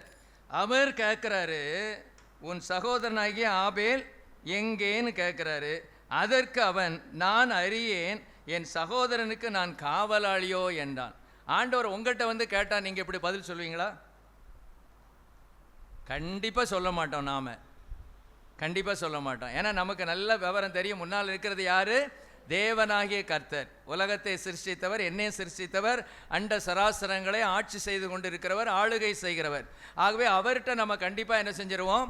உண்மையே சொல்லிடுவோம். ஆனால் காயின் என்னென்னமோ தெரியல, முன்னால் நிற்கிறதுன்னு யாருன்னு நினச்சாரோ தெரியல, நான் அறியேன், நான் என் சகோதரனுக்கு நான் காவலாளியோ அப்படின்னு அவர் சொல்கிறாரு. அப்போ அவருக்கு என்ன இல்லை? அது உணர்வு இல்லை. பெரிய தவறு பண்ணியிருக்கிறாரு. ஆதாம் ஏவாள மாதிரி கூட இல்லை, அதை விட பெரிய தவறு. கொலை செய்திருக்கிறார். முதல் கொலையே தன்னுடைய சகோதரனை கொலை செய்திருக்கிறார், சொந்த தம்பியை கொலை செய்திருக்கிறார் இந்த காயின். ஆனால் அவர் சொல்கிறாரு, என் சகோதரனை நான் அறியேன், அவனுக்கு நான் காவலாளியான, ஏன்னா காவலாளி அவனை வச்சிங்களா? அவன் எங்கே போகிறான் எங்கே வரான்னு நான் பாதுகாத்துக்கிட்டு இருக்கிறதுக்கா என்ன வச்சுருக்கீங்க? அவனுக்கு நான் என்ன காவலாளியா அப்படின்னு சிம்பிளாக என்ன செஞ்சிடறாங்க, சொல்லிடுறாங்க. அந்த உணர்வில்லாத இருதயம் இருக்கிறவங்க எல்லாம் பாருங்கள், அவங்க வாழ்க்கையில் ஏதோ ஒரு தண்டனையை பெற்றிருக்கிறாங்க. ஆதாம் ஏவாள் தண்டனை பெற்றாரா? பெற்றார். அதே சமயத்தில் காயின் தண்டனை பெற்றானா? பெற்றார். சரி, அடுத்த வாருங்க, நோவாவுக்கு வாங்க. ஆதியாகமம் 9:20-25. ஆதியாகமம் 9:20. பயிரிடுகிறவன் ஆகி திராட்சை தோட்டத்தை நாட்டினான். அவன் திராட்சை ரசத்தை குடித்து வெறி கொண்டு தன் கூடாரத்தில் வஸ்திரம் விலகி படுத்திருந்தான். அப்பொழுது கானானுக்கு தகப்பனாகிய காம் தன் தகப்பனுடைய நிர்வாணத்தை கண்டு வெளியில் இருந்த தன் சகோதரர் இருவருக்கும் அறிவித்தான். அப்பொழுது சேமும் யாப்பேத்தும். சரி, இருக்கட்டும். இந்த சம்பவம் நமக்கு தெரிந்த ஒரு சம்பவம் தான். நோவா பயிரிடுகிறவனாகி திராட்சை தோட்டத்தை நாட்டினான். அவன் திராட்சை ரசத்தை குடித்து வெறி கொண்டு தன் கூடாரத்தில் வஸ்திரம் விலகி படுத்திருந்தான். அவன் செய்தது சரியா தப்பா? இதுக்கு என்னெல்லாம் விளக்கம் கொடுக்குறாங்க தெரியுமா? அவர் தெரியாமல் குடிச்சிட்டாராம். அது அந்த நாட்களில் முதல்ல வந்து அதில் ரொம்ப புளிக்கலையாம். அதுக்கப்புறமா பார்த்திங்கன்னா சூரியனுடைய அந்த சில காரியங்கள்லாம் சூரிய ஒளி டைரெக்டாக பட ஆரம்பிச்சுதான். அதனால சீக்கிரமாக புளிச்சிட்டான். அதனால் அது தெரியாமல் இவர் என்ன செஞ்சிட்டாராம், குடிச்சிட்டாராம் அப்படின்ட்டு நோவாவுக்கு வக்காலத்து வாங்குறாங்க. எதை வச்சு அந்த வக்காலத்து வாங்குறாங்க? ஆதியாகமம் 6ஆம் அதிகாரத்தில் இப்படி இருக்கு, நோவா தன் காலத்தில் இருந்தவர்களுக்குள்ளே நீதிமானும் உத்தமனுமாயிருந்தான். நோவா தேவனோடு சஞ்சரித்து கொண்டிருந்தான், கர்த்தருடைய வார்த்தைகளுக்கு கீழ்ப்படிந்திருந்தான். அந்த கப்பலை கட்டணும் அப்படின்னு சொன்ன உடனே அந்த கப்பலை என்ன செய்தான், அவர் கட்டினார். ஆனால் பைபிள் என்ன சொல்லுதுன்னா, தன் காலத்தில் இருந்தவர்களுக்குள்ளே நீதிமான். அவன் நம்ம மாதிரி நீதிமான் கிடையாது, தன் காலத்தில் இருந்தவர்களுக்குள்ளே, அந்த நாளில் இருந்த நீதிமான்ல ஒரு கொஞ்சம் பெஸ்ட்டாக இருந்தான். அவன் நிறைய பேர் நீதிமான் இல்லையே, மொத்தமே எத்தனை பேர் தான்? அந்த 7 பேர் தானே, 7 8 8 பேர் தான். அந்த 8 பேர் தான் ஆண்டவர் நீதிமான்கள்னு சொல்கிறாரு. அதில் ஒரு ஆள் தான் யார்? இந்த நோவா. தன் காலத்தில் இருந்தவர்களுக்குள்ளே அவன் நீதிமான். சரி, இவர் பைபிள் அப்படியே சொல்லுது, அவன் திராட்சரசத்தை குடித்து வெறி கொண்டு தன் கூடாரத்தில் வஸ்திரம் விலகி படுத்திருந்தான். இப்போ ஒருத்தன் வந்து பார்த்துட்டான், ஒரு மகன் வந்து பார்த்துட்டான், காம வந்து பார்த்துட்டான். அதை யார்கிட்ட வந்து சொல்கிறான்? சேமிடத்திலையும் யாப்பேத்திடையும் வந்து என்ன செய்கிறான், சொல்லுகிறான். இப்போ சொன்ன உடனே இவர் என்ன செஞ்சிருக்கணும்? நோவா, ஐயோ என் பிள்ளைகளுக்கு மாடலாக இருக்க வேண்டிய நான் இப்படி நான் குடிச்சிட்டேனே, ஐயோ இப்படி நான் என்னுடைய பிள்ளைகளுக்கு முன்பதாக நான் ஒரு ரோல் மாடலாக இல்லாமல் போயிட்டேனே, ஆண்டவரே நான் மன்னியும் ஆண்டவரே, நான் எப்படியோ நான் குடிச்சிட்டேன், இனி நான் குடிக்க மாட்டேன் ஆண்டவரே, என் உத்தமத்திலேருந்து நான் குறைஞ்சு போயிட்டேன் ஆண்டவரே, நீர் உங்களோட நான் சஞ்சரித்ததெல்லாம் உண்மைதான், சில காரியங்களுக்கு கீழ்ப்படிஞ்சது உண்மைதான், ஆனால் நான் இதில் இப்படி நான் மாறிவிட்டேனே, தப்பாக நடந்துட்டதே ஆண்டவரே, என்னை மன்னின்னு சொல்லியிருந்தா நல்லா இருந்திருக்கும். ஆனால் அவர் என்ன சொல்கிறாரு பாருங்க, நோவா திராட்சரசத்தின் வெறி தெளிந்து விழித்த போது தன் இளைய குமாரன் தனக்கு செய்ததை அறிந்து, கானான் சபிக்கப்பட்டவன் தன் சகோதரிடத்தில் அடிமைகளுக்கு அடிமையாயிருப்பான் என்றான். எப்படி இருக்கு பாருங்க கதை, சொல்லுங்க எப்படி இருக்கு. தப்பு செஞ்சது பெரிய காரியம் இல்லையா, தப்பு செஞ்சதை சொன்னது பெரிய காரியமா. இதை எங்க கொண்டு போய் சொல்ல? குடிச்சு வெறிச்சது தப்பு இல்லை, அப்ப இவர் சபிக்கப்பட வேண்டாம், சொன்னவன் சபிக்கப்படணுமா, அவனுடைய பிள்ளை சபிக்கப்படணுமா, அவன் சந்ததி சபிக்கப்படணுமா. அப்போ அவன் சந்ததி சபிக்கப்பட்டா யாரு சபிக்கப்பட்ட மாதிரி தான்? நோவா சபிக்கப்பட்ட மாதிரி தானே. உன் பிள்ளை சபிக்கப்படுகிறது உனக்கு என்ன சந்தோஷமா? உன் பிள்ளை கேடுகட்டு கிடக்கிறது உனக்கு சந்தோஷமா? நீ இல்லாத சரி பண்ணியிருக்கணும், உனக்கெல்லாம் உணர்வு இருந்திருக்கணும். நோவாவை நம்ம பார்ப்போம் பரலோகத்தில். ஆனால் மெதுவாக கேட்போம் அவர்கிட்ட போய், எப்படி பாருங்க, நோவாட்ட போய் கேட்போம், என்னதான் நீர் நீதிமானாக இருந்தாலும் நீ ரொம்ப பாவத்தை ஒத்துக்கிடலையே. மகன் மூலமாக சொல்லப்படுகிறது இன்டைரக்டாக. அப்போ ஆமாம், நான் தான் காரணம், இந்த பாவத்துக்கு காரணம் நான் தான் ஆண்டவரே, என்ன வேணாலும் அடியும். அந்த இடத்துல தாவீது அழகாக சொல்கிறாரு, தப்பு பண்ணும்போது என்ன சொல்கிறாரு அவரு, நான் தான் பாவம் செய்தேன், இந்த ஆடுகள் என்ன செய்தது அப்படின்னு தன்னுடைய உணர்வுள்ள இருதயத்தை அவர் அங்கே சொல்கிறாரு. அவர் தப்பு செய்கிறவர் தான், ஆனால் அவருக்கு எப்போதும் என்ன வந்துக்கிட்டே இருக்கும், உணர்வுள்ள இருதயம் வந்துக்கிட்டே இருக்கும். அதுதான் ஆண்டவருக்கு பிடிச்சது.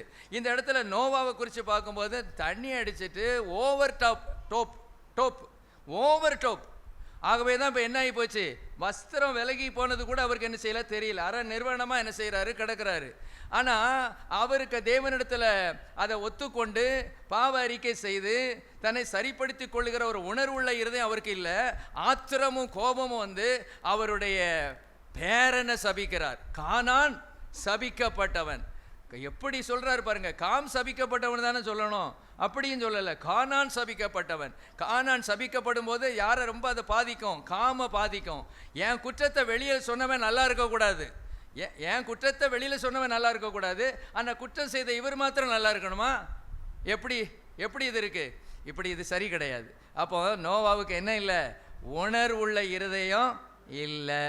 ஹல்லேலூயா, ஸ்தோத்திரம். எதுக்கெல்லாம் சொல்லிக்கிட்டு வரேன், நமக்கு உணர்வுள்ள இருதயம் வரணும்.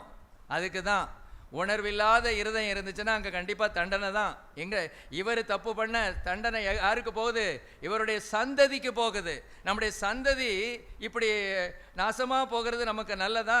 எப்படி சொல்கிறாரு பாருங்க அவர், கானான் சபிக்கப்பட்டவன் தன் சகோதரிடத்தில் அடிமைகளுக்கு அடிமையாக இருப்பான். சாப வார்த்தை அவன் வாயிலிருந்து வருது. தகப்பன் தன் பிள்ளைகளை ஆசீர்வதிக்கணும், தன் பேரனை ஆசீர்வதிக்கணும். ஆசீர்வதிக்கிறதுக்கு பதிலாக என்ன செய்கிறான்? சபிக்கிறான். கானான் தப்பு பண்ணலை, காம் பெரிய தப்பு ஒன்றும் பண்ணிடல. தப்பு அதிகம் பண்ணது யார் தான்? நோவா தான். சரி, அடுத்தது சாலமோனுக்கு வருவோம். 1 ராஜாக்கள் 11:9. 1 ராஜாக்கள். ஆகையால் இஸ்ரவேலின் தேவனாகிய கர்த்தர் சாலமோனுக்கு 2 விசை தரிசனமாகி அந்நிய தேவர்களை பின்பற்ற வேண்டாம் என்று கட்டளையிட்டிருந்தும் அவன் கர்த்தரை விட்டு தன் இருதயத்தை திருப்பி. சரி, சாலமோன்னாலே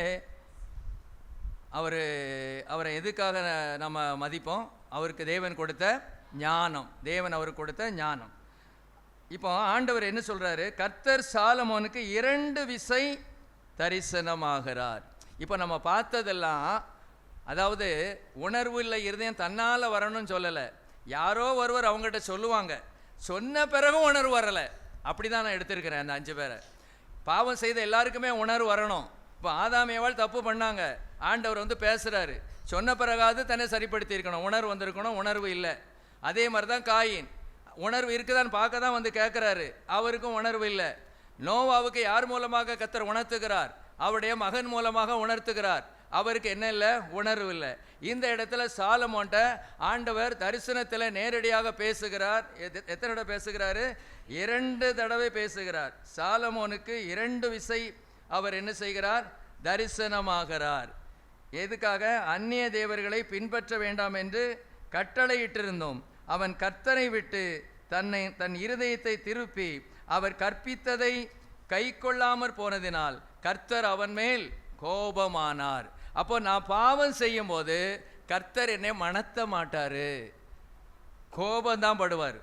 இன்னைக்கு புதுசாக வந்திருக்கிறாங்க, பழைய ஏற்பாட்டில் தான் கோபப்படுவார், புதிய ஏற்பாட்டில் கெட்டி பிடிச்சு முத்தம் கொடுப்பாரு அப்படின்னு சொல்கிறாங்க. கிருபையின் காலத்தில் நம்ம இருக்கிறோம். அது வந்து நியாயப்பிரமாண காலம். ஆகவே நியாயப்பிரமாண காலத்தில் தான் கோபப்படுவார். புதிய உடன்படிக்கையில் கோபமே படமாட்டாருன்னு சொல்கிறீங்களா?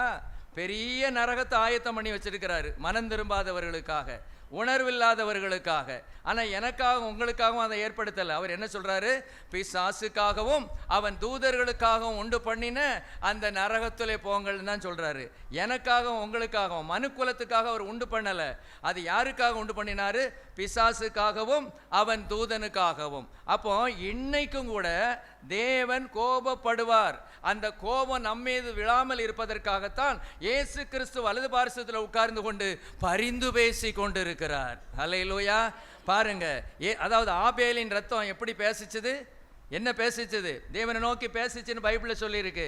பழி வாங்கும், பழி வாங்கும், பழி வாங்கும் என்று அது பேசிச்சு. இயேசு கிறிஸ்துவின் ரத்தம் என்ன பேசுகிறது? பிதாவே இவர்களுக்கு மன்னியும் மன்னியும்னு பேசி கொண்டே இருக்கிறது. அன்னைக்கு இயேசு கிறிஸ்து எழுத்தின் பிரகாரமாக மீடியேட்டராக இல்லை. ஆகவே அந்த கோபம் பயங்கரமாக வந்துச்சு. இன்னைக்கு கோபம் வந்தாலும் கோபத்தை தடுத்து நிறுத்துகிற ஒரு இயேசு கிறிஸ்து பிதாவின் வலது பார்சத்திலிருந்து ஜெபம் பண்ணி கொண்டே இருக்கிறதுனாலே, பரிந்து பேசி கொண்டிருக்கிறதுனாலே தான் அவர் என்னை விட்டு வச்சிருக்கிறாரு. நல்ல கவனமாக கவனிங்க.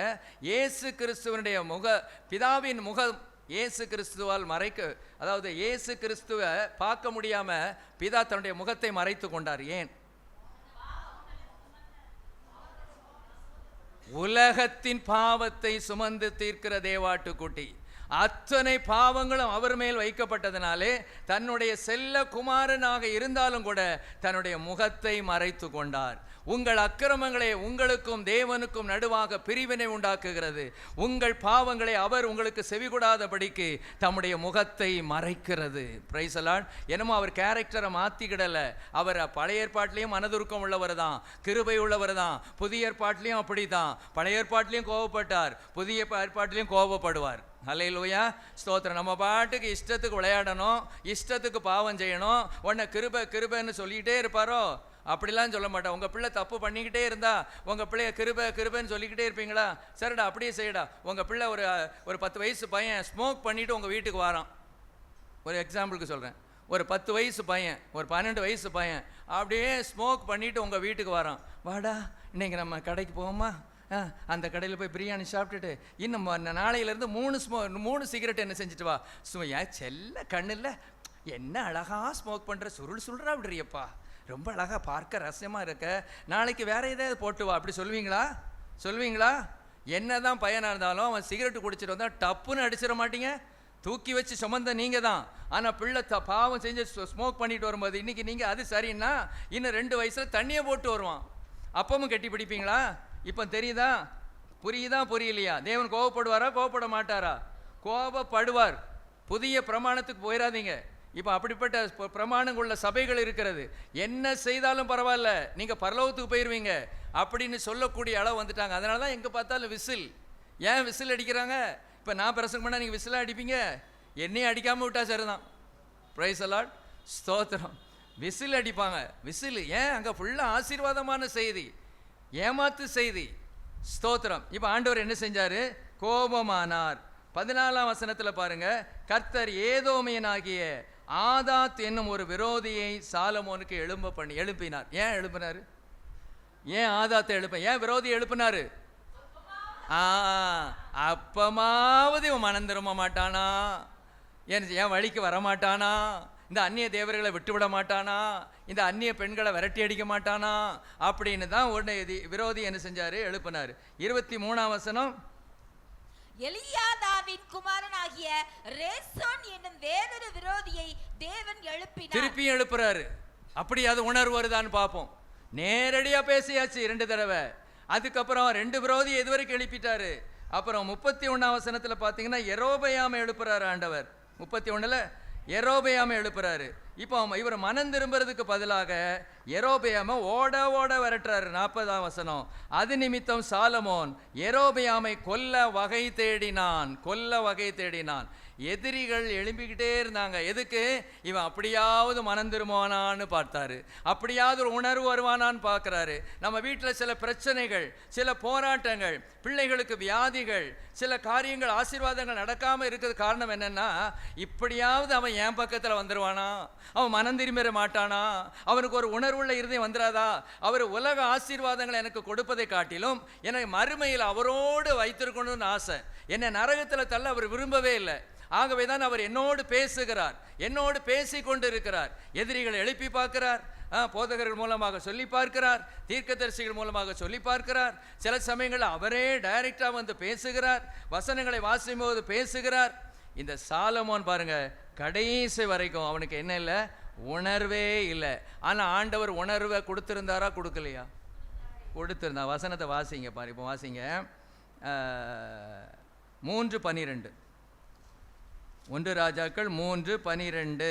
உன் வார்த்தைகளின்படி செய்தேன், ஞானமும் உணர்வும் உள்ள இருதயத்தை உனக்கு தந்தேன். போதும். சாலமோனுக்கு ஆண்டவர் என்ன கொடுத்தாரு?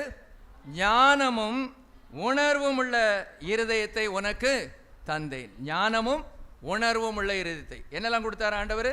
ஞானத்தை கொடுத்தாரு, உணர்வுள்ள இருதயத்தை கொடுத்தாரு. ஆனால் கொடுத்ததை அவர் பயன்படுத்தலை. 2 கொடுத்தாரு, ஞானத்தை மாத்திரம் பயன்படுத்தினாரு, அதை பிரயோகித்தாரு. உணர்வுள்ள இருதயத்தை கட்டி மூட்டி வச்சுட்டாரு. கொடுத்தாரு, அதை அந்த 1 தாலந்து பெற்றவன் மாதிரி என்ன செஞ்சிட்டாரு? குழி தோண்டி புதைச்சிட்டாரு. உணர்வுள்ள இருதயத்தை தருகிறதும் தேவன்தான்.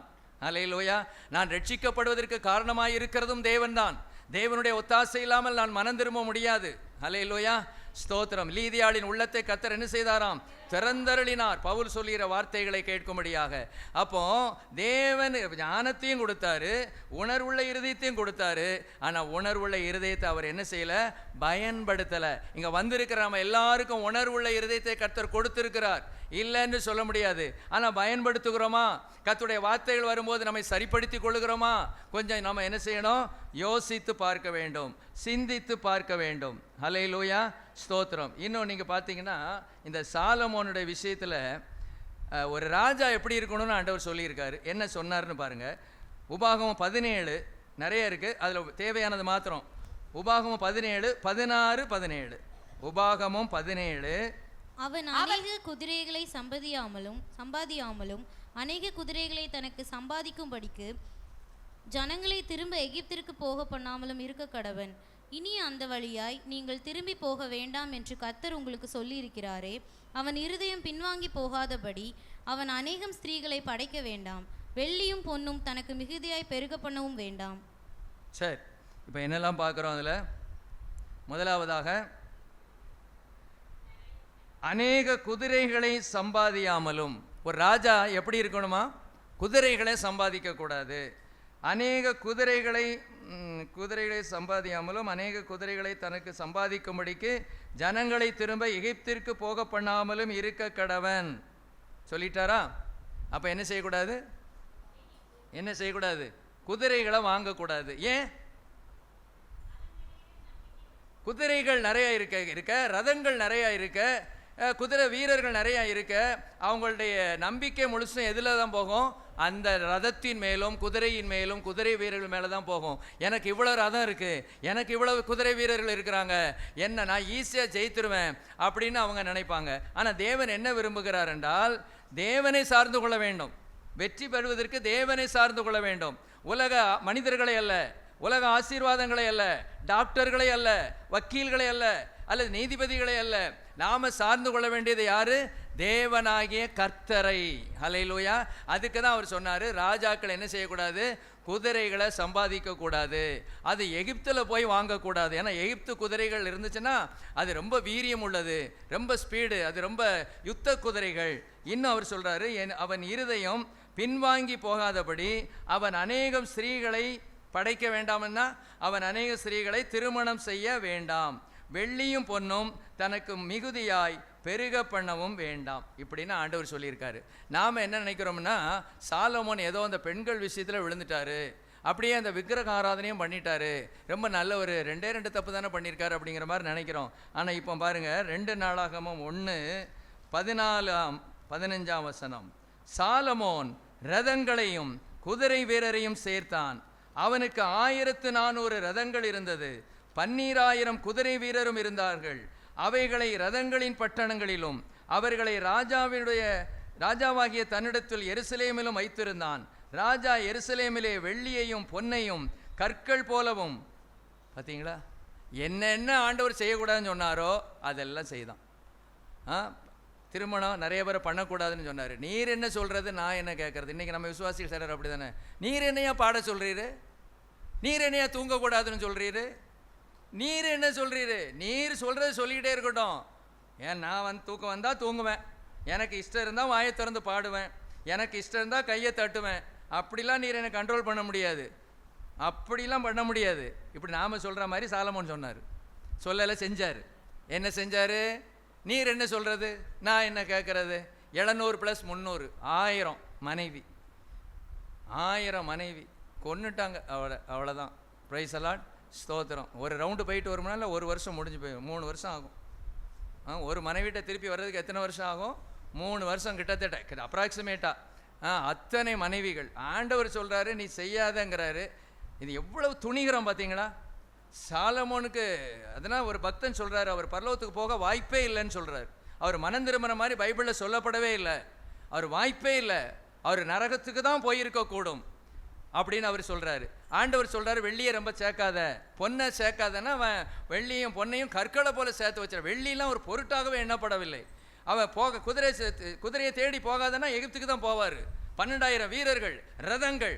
ஆண்டவருக்கு பிரியமில்லாத வாழ்க்கை என்ன செஞ்சார்? வாழ்ந்தார்.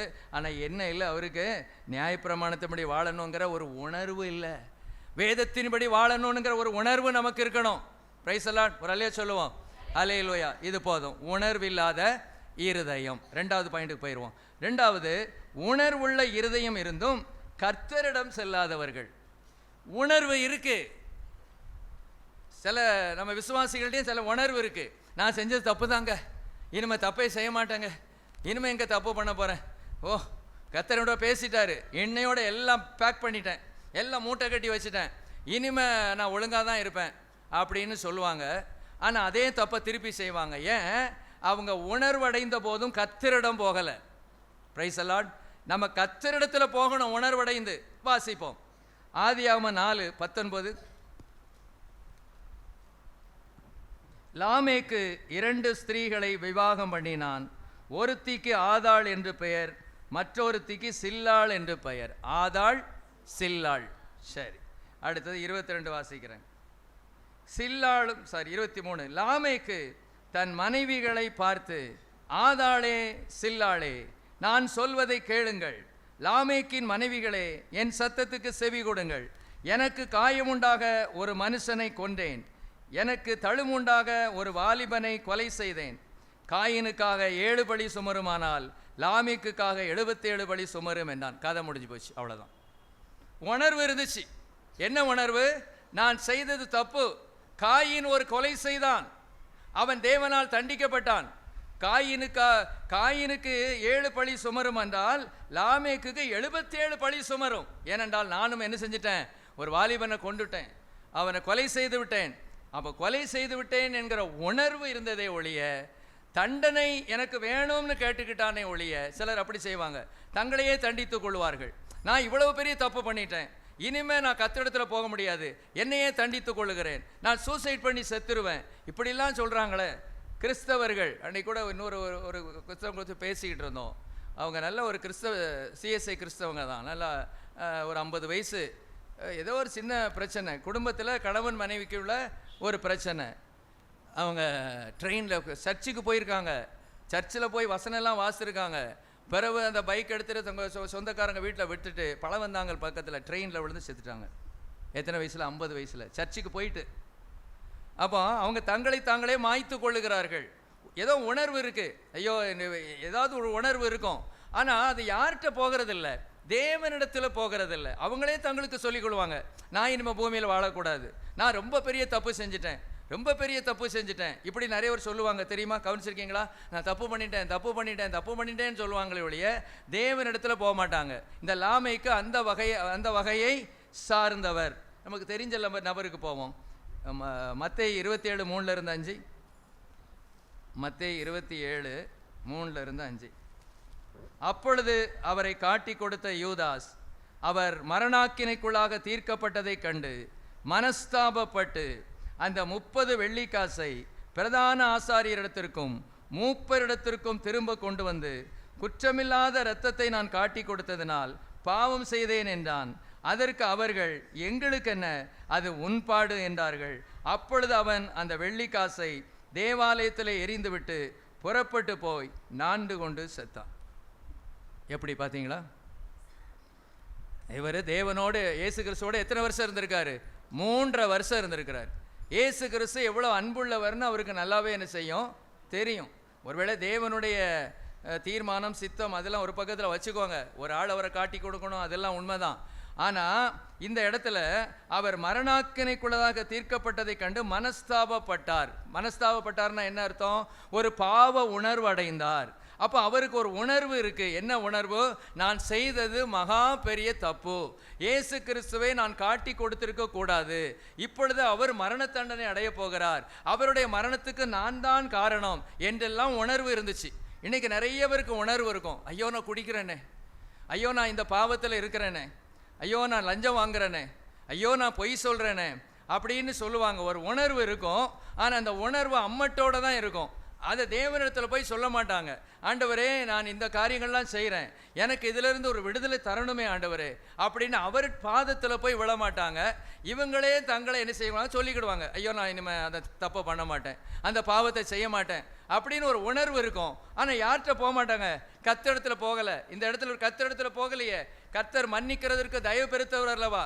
அவர் சும்மாவே அவர் சொல்கிறார்ல, மகனே உன் பாவங்கள் உனக்கு மன்னிக்கப்பட்டதுன்னு கேட்காமலேயே சொன்னவர் அல்லவா? அந்த இயேசு கிறிஸ்துவை நான் போனால் என் பாவங்களை மன்னிப்பார்னு ஏன் அவருக்கு ஒரு எண்ணம் இல்லை? அவர் தன்னையே என்ன செய்து கொள்கிறார்? மாய்த்து கொள்ளுகிறார். உணர்வுள்ள இருதயம் இருந்துச்சு, ஆனால் எங்கே போகலை? கர்த்தரிடம் போகலை. ஹல்லேலூயா. இன்னொரு நபரை காட்டுறேன். அப்போஸ்தலர் 24:25. அப்போஸ்தலர் 24:25. சில நாளைக்கு பின்பு பேலிக்ஸ் யூத ஸ்திரீயாகிய தன் மனைவி துருசில்லாளுடனே கூட வந்து பவுலை அழைப்பித்து கிறிஸ்துவை பற்ற விசுவாசத்தை குறித்து அவன் சொல்ல கேட்டான். அவன் நீதியையும் இச்சையடக்கத்தையும் இனிவரும் நியாயத்தீர்ப்பையும் குறித்து பேசுகையில் பேலிக்ஸ் பயமடைந்து, இப்பொழுது நீ போகலாம், எனக்கு சமயமான போது உன்னை அழைப்பிப்பேன் என்றான். போதும். சில நாளைக்கு பின்பு பேலிக்ஸ். இந்த பேலிக்ஸ் யாரு? பேலிக்ஸ் ஆங்கிலத்தில் நம்ம கேள்விப்பட்டிருக்கோம், பேலிக்ஸ்ன்னு இருக்காது. சொல்லுங்க, ஆங்கிலத்தில் இவர் பேர் இருக்கு. ஆங்கில பேரை சொல்றேன். யோவானுக்கு ஜான் இருக்குல்ல, அது மாதிரி பேலிக்ஸுக்கு என்னது? ஃபெலிக்ஸ். ஃபெலிக்ஸ் தானே நம்ம பேர். ஃபெலிக்ஸ் ஜோசப் தானே? அலெக்ஸ் ஜோசப்பா? பிரைஸ் அல்ல, அலெக்ஸ் ஜோசப், ஃபெலிக்ஸ். ஃபெலிக்ஸ் நிறைய கிறிஸ்தவங்களுக்கு என்ன செய்கிறாங்க, பேர் வைக்கிறாங்க ஃபெலிக்ஸ். அவர் தான் இவர் தேசாதிபதி. இவர் யார்? தேசாதிபதி. தேவன் தன்னுடைய திட்டத்தை கரெக்டாக நிறைவேற்றிக்கிட்டே இருக்கிறார். தேவன் பவுலை எதற்காக தெரிந்து கொண்டார் தெரியுமா? இஸ்ரவேலர்கள் மத்தியிலும் புறஜாதியார் மத்தியிலும் ராஜாக்கள் மத்தியிலும் அவரை கொண்டு நான் பயன்படுத்துவேன். ஆரம்பத்தில் ஆண்டவர் என்ன செஞ்சார், சொன்னார். கர்த்தர் சொன்னதை அவர் நிறைவேற்றிக்கிட்டே இருக்கிறாரு. ஏன்னா அவ்வளவு ஞானி அவர். பவுல் பேசுகிறத கேட்டால் யார் என்ன செஞ்சிருவாங்க, மயங்கிடுவாங்க. சிலருக்கு அந்த பேச்சு திறமை இருக்கும் பார்த்தீங்களா? இப்போ அரசியல்வாதிகளே பார்த்தீங்கன்னா சிலருக்கு அந்த பேச்சு திறமை இருக்கும். அந்த நாவு அப்படி சுழன்று விளையாடும் அவங்களுக்கு. அடுக்கு தொடரில் பேசுவாங்க, பயங்கரமாக பேசுவாங்க. இந்த லியோனிங்கிறவர்லாம் இருக்கிறாரு, அவர்லாம் பயங்கரமாக என்ன செய்கிறாரு, பேசுகிறாரு, மற்றவங்களை என்ன செஞ்சிடறாரு, சிரிக்க வச்சிடறாரு. அந்த பேச்சு தன்மை ஒரு திறமை இயற்கையாகவே அவங்களுக்கு என்ன செஞ்சிருக்கு. அப்புறம் அதை வளர்த்துக்கிடுவாங்கன்னு வச்சுக்கோங்களேன். சரி, அப்போ இவர் யார்? ஒரு தேசாதிபதி. இப்போ பவுல் யாராக நிற்கிறாரு? குற்றஞ்சாட்டப்பட்ட ஒரு கைதியாக நிற்கிறாரு. இப்போ கைதி என்ன செய்கிறாருன்னா, ஸ்தோத்திரம், அவர் சொல்கிறாரு, பவுலை அழைப்பித்து கிறிஸ்துவை பற்றும் விசுவாசத்தை குறித்து அவன் சொல்ல கேட்டான். எனக்கு ஆச்சரியமா இருக்கு, இவர் குற்றஞ்சாட்டப்பட்ட கைதி அந்த நேரத்துலையும் இயேசுவை பற்றி சொல்றாரு பாருங்க. நம்ம நல்லா இருக்கும் போதே சொல்ல மாட்டோம் இயேசுவை பற்றி. நம்ம எவ்வளவு மோசமான ஆட்கள் பார்த்தீங்களா? நமக்கு கொஞ்சம் பெருமை ஜாஸ்தியா, வெக்கமா, என்னன்னே புரியல, வெக்கங்கெட்டவங்களா இருக்கிறோம். வெக்கம், எது எடுத்தாலும் வெக்கம். ஏங்க நாங்கள் பாவம் செய்தாங்க வெக்கப்படணும், ஆனால் பாவம் செய்கிறதுக்கு வெக்கப்படவே இல்லை. இயேசு கிறிஸ்துவ சொல்கிறதுக்கு வெக்கம். உங்கள் மாப்பிள்ளை நல்லா இருந்தால், ஒரு நல்ல வேலையில் இருந்தால் சொல்லுவீங்களா, சொல்ல மாட்டீங்களா? வம்புக்குன்னு இழுப்பாங்க. வாங்க பிரதர், சிஸ்டர் வாங்க, சும்மா அப்படி கேட்குற மாதிரி. உங்கள் ஹஸ்பண்ட் எங்கே வேலை பார்க்காங்க? அவர் இந்த செங்கல் சோலையில் வேலை பார்க்காரு. அப்படியா? எங்கள் மாப்பிள்ளை சோவில் வேலை பார்க்காரு. அதை சொல்லணுமா? அவங்க கணவர் அங்கே வேலை பார்க்குறாருன்னு என்ன செய்யணுமா, சொல்லணுமா? இதுக்காக வம்புக்கு என்ன செய்வாங்க, இழுப்பாங்க. எங்கள் சிலர் அப்படிலாம் இழுத்துருக்காங்க, நான் கவனிச்சிருக்கிறேன். சொல்லிக்கிட்டு சொல்லுவாங்க, மூத்த பையன் யூஎஸில் இருக்கான், 2வது பையன் லண்டனில் இருக்கான், 3வது பையன் பஹ்ரைனில் இருக்கான். உங்கள்கிட்ட கேட்டோமா? அப்படியே நடந்துச்சு பாருங்கள். ஒரு சமயத்தில் நாங்கள் ஏவிஎம்மில் ஒரு யாரையோ பார்க்குறதுக்கு சந்திக்கிறதுக்காக நாங்கள் போயிருந்தோம். அப்போ ஒரு அம்மா வந்தாங்க. அம்மா பேசிக்கிட்டே இருந்தோம். என்ன வந்தீங்க? இல்லை, நாங்கள் பார்க்க வந்தோம். ஏன் மருமகன் அங்கே டாக்டராக இருக்கா தெரியுமா? ஐயா தெரியாதே, இப்போ தெரிஞ்சுக்கிட்டேன். அவங்க மருமகா டாக்டராக இருக்கிறது நமக்கு தெரியணுமா? அதுக்காக நம்மகிட்ட என்ன செய்கிறாங்க, பேசுகிறாங்க. அப்போ மருமகளை குறித்து பெருமை, கணவனை குறித்து பெருமை, பிள்ளைகளை குறித்து பெருமை. ஆனால் இயேசுவை குறித்து தான் பேசக்கு எங்களுக்கு வெக்கமாக இருக்குது. இயேசுவா அப்படி நாணி குறும்பி இந்த பொண்ணுகள், பழைய காலத்து பொண்ணுகள் இப்படி தலை குனிஞ்சிருப்பாங்க பார்த்தீங்களா? அந்த மாதிரி இருந்துட்டு வாரோம் நம்ம. ஆனால் பேதுரு இவர்கிட்டருந்து கற்றுக்கொள்ளுகிற காரியம், கைதியாக நிற்கிறார். அந்த இடத்துல நமக்கு என்ன வரும்? நாம் இப்படி கைதியாக நின்னா, உமக்கு போய் ஊழியம் செஞ்சோம் பாரு. நானும் அன்னையிலேருந்தே பார்த்துக்கிட்டு இருக்கேன். எப்பெல்லாம் ஊழியம் செஞ்சனோ அன்னைக்கெல்லாம் அடி, அன்னைக்கெல்லாம் மிதி, சிறைச்சாலை, கல்லெறிஞ்சு கொள்கிறான். உமக்கு ஒரு கண்ணே கிடையாதா, காதே கிடையாதா? இப்படி தான் நான் அடிபடணுமா? இப்படி தான் நான் ஒருக்கப்படணுமா? இதுக்கு தான் என்னை தெரிந்து கொண்டீராக்கும் அப்படின்னு நம்ம புலம்பி தள்ளுவோம். அவர் நெவர் கேர். எதை குறித்து அவருக்கு பிரச்சனையே இல்லை. அவர் நீட்டாக வந்துட்டார் பாருங்க. அவன் நீதியையும் இச்சையடக்கத்தையும் இனிவரும் நியாய தீர்ப்பையும் குறித்து பேசுகையில் பேலிக்ஸ் பயம் அடைந்து, பேலிக்ஸ் என்ன செஞ்சிட்டாரு? பயம் அடைந்து. ஹல்லேலூயா. நம்ம இப்படி பயம் அடைந்துன்னா என்ன எடுத்துக்கணும், எப்படி சொல்லணும்? உணர்வடைந்து அவர் உணர்வடைந்தார். எதை குறித்து பேசும்போது? நீதியை குறித்து பேசும்போது, இச்சையடக்கத்தை குறித்து பேசும்போது, இனி வரும் நியாய தீர்ப்பு எல்லாம் சொல்லிட்டாரு. மோட்சம், நரகம், நியாய தீர்ப்பு, கடன்னு எல்லாத்தையும் என்ன செஞ்சிட்டாரு? அவர் சொல்லிட்டாரு. இவர் எப்படியே உணர்வடைகிறார். ஐயோ பயமா இருக்கே. ஒரு தேசாதிபதியை ஒரு முன்னால் நிற்கிற கைதி ஆட்டி படைக்கிறான். அவருக்கு பயப்படுறாரு. அவர் சொல்ற வார்த்தைக்கு என்ன செய்யறாரு? பயப்படுறாரு, உணர்வடைகிறாரு. ஆனால் அதுக்கப்புறமா கேட்க மாட்டேங்காரு. ஐயா நான் அந்த பரலோகத்துக்கு போகிறதுக்கு நான் என்னையா செய்யணும் அப்படின்னு அடுத்தது கேட்கணும்ல. அது மேலே அவருக்கு வாஞ்ச இல்லை. பின்னால் வாசித்து பார்த்தா அப்புறம் அவருக்கு டக்குன்னு மாறி போச்சு. அவர் எண்ணம்லாம் எதா போச்சு. இந்த பவுல் அப்போஸ்தலனை பார்த்தா பெரிய படித்தவ மாதிரி இருக்கான். எப்படியும் பைக்குள்ளே கொஞ்சம் ரூபாயை வச்சுருப்பான். அந்த ரூபாயை லஞ்சமாக வாங்கணுங்கிற எண்ணம் தான் இருந்ததே ஒழிய அந்த நேரத்தோடு சரி. சிலருக்கெல்லாம் அந்த வார்த்தையை கேட்கும்போது ஆமாம் சரிதான், இனிமேல் ரட்சிக்கப்பட்ட வேண்டியதான், மனம் திரும்பிட வேண்டியதான், அந்த பாவத்தை விட்டுற வேண்டியதான், ஐயோ நான் நரகத்துக்கு போயிடுவேனே அப்படி இப்படின்னு நினைப்பாங்க. அங்கே 4 தெரு தாண்டினோடனே போகிறதான் பழைய குருடி கதவை திரடி முடிஞ்சு போச்சு கதை. இன்னைக்கு அநேகருடைய வாழ்க்கையில் இப்படி தான். பேலிக்ஸ் வாழ்க்கையும் இப்படி தான் என்ன செஞ்சிருக்கு, இருந்திருக்கு. அடுத்து அகிரிப்பா ராஜாவுக்கு வாங்க. தேவன் எப்படி கொண்டு போறார் பாருங்க இந்த பவுலை. அப்போஸ்தலர் 26:27 இருந்து. அகிரிப்பா ராஜாவே, தீர்க்கதரிசிகளை விசுவாசிக்கிறீர் என்று அறிவேன் என்றான். அப்பொழுது அகிரிப்பா பவுலை நோக்கி, நான் கிறிஸ்தவன் ஆகிறதற்கு கொஞ்சம் குறைய நீ என்னை சம்மதிக்க பண்ணுகிறாய் என்றான். அவருடைய பிரசங்கம் அப்படி இருக்கு, அவருடைய வார்த்தை அப்படி இருக்கு, அவ்வளவு அழகா பேசுறாரு. சிலருக்கு அந்த கிருபை இருக்கும் பாருங்க, ஒரு நபர்கிட்ட போய் அப்படி பேசிட்டாங்கன்னா அப்படி சுண்டி இழுத்துருவாங்க, கிறிஸ்துவுக்களை கொண்டு வந்துருவாங்க. சிலருக்கு தான் அந்த கிருபை, எல்லாருக்கும் அந்த கிருபை கிடையாது. ஸ்தோத்திரம். பிரசங்கம் பண்ணுவது ஒரு கிருபை. அதே சமயத்தில் நீங்கள் பார்த்தீங்கன்னா ஒரு ஆத்மாவை சந்திச்சு கர்த்தருடைய வார்த்தைகளை சொல்லி அவங்கள ரட்சிப்புக்குள்ள நடத்தி சபையில் கொண்டு சேர்த்துருவாங்க.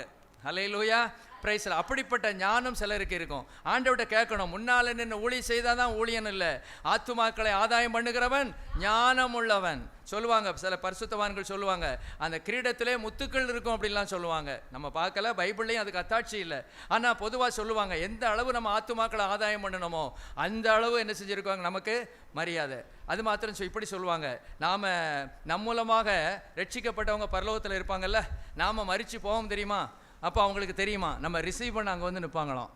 உங்களால் தாங்க நான் எங்கே இருக்கிறேன், நீங்கள் மாத்திரம் எனக்கு அந்த வார்த்தையை சொல்லலைன்னா, நான் சாக போகிற நேரத்தில் அந்த வார்த்தையை சொன்னீங்க பாருங்கள், கர்த்தருடைய வார்த்தையை எனக்கு கொடுத்தீங்க பாருங்கள், எங்களை ஆற்றிங்க பாருங்கள், நான் கர்த்தருக்குள்ளே வந்தேன் உங்களால் தான் அப்படின்னு சொல்லி ரிசீவ் பண்ணிட்டு போவாங்களாம். ஹல்லேலூயா, ஸ்தோத்திரம். அப்போ கர்த்தருக்காக நிறைய பேர் ரட்சிப்புக்குள்ளே நடத்தினவங்க எப்படி அங்கே சந்தோஷம் இருக்கும்.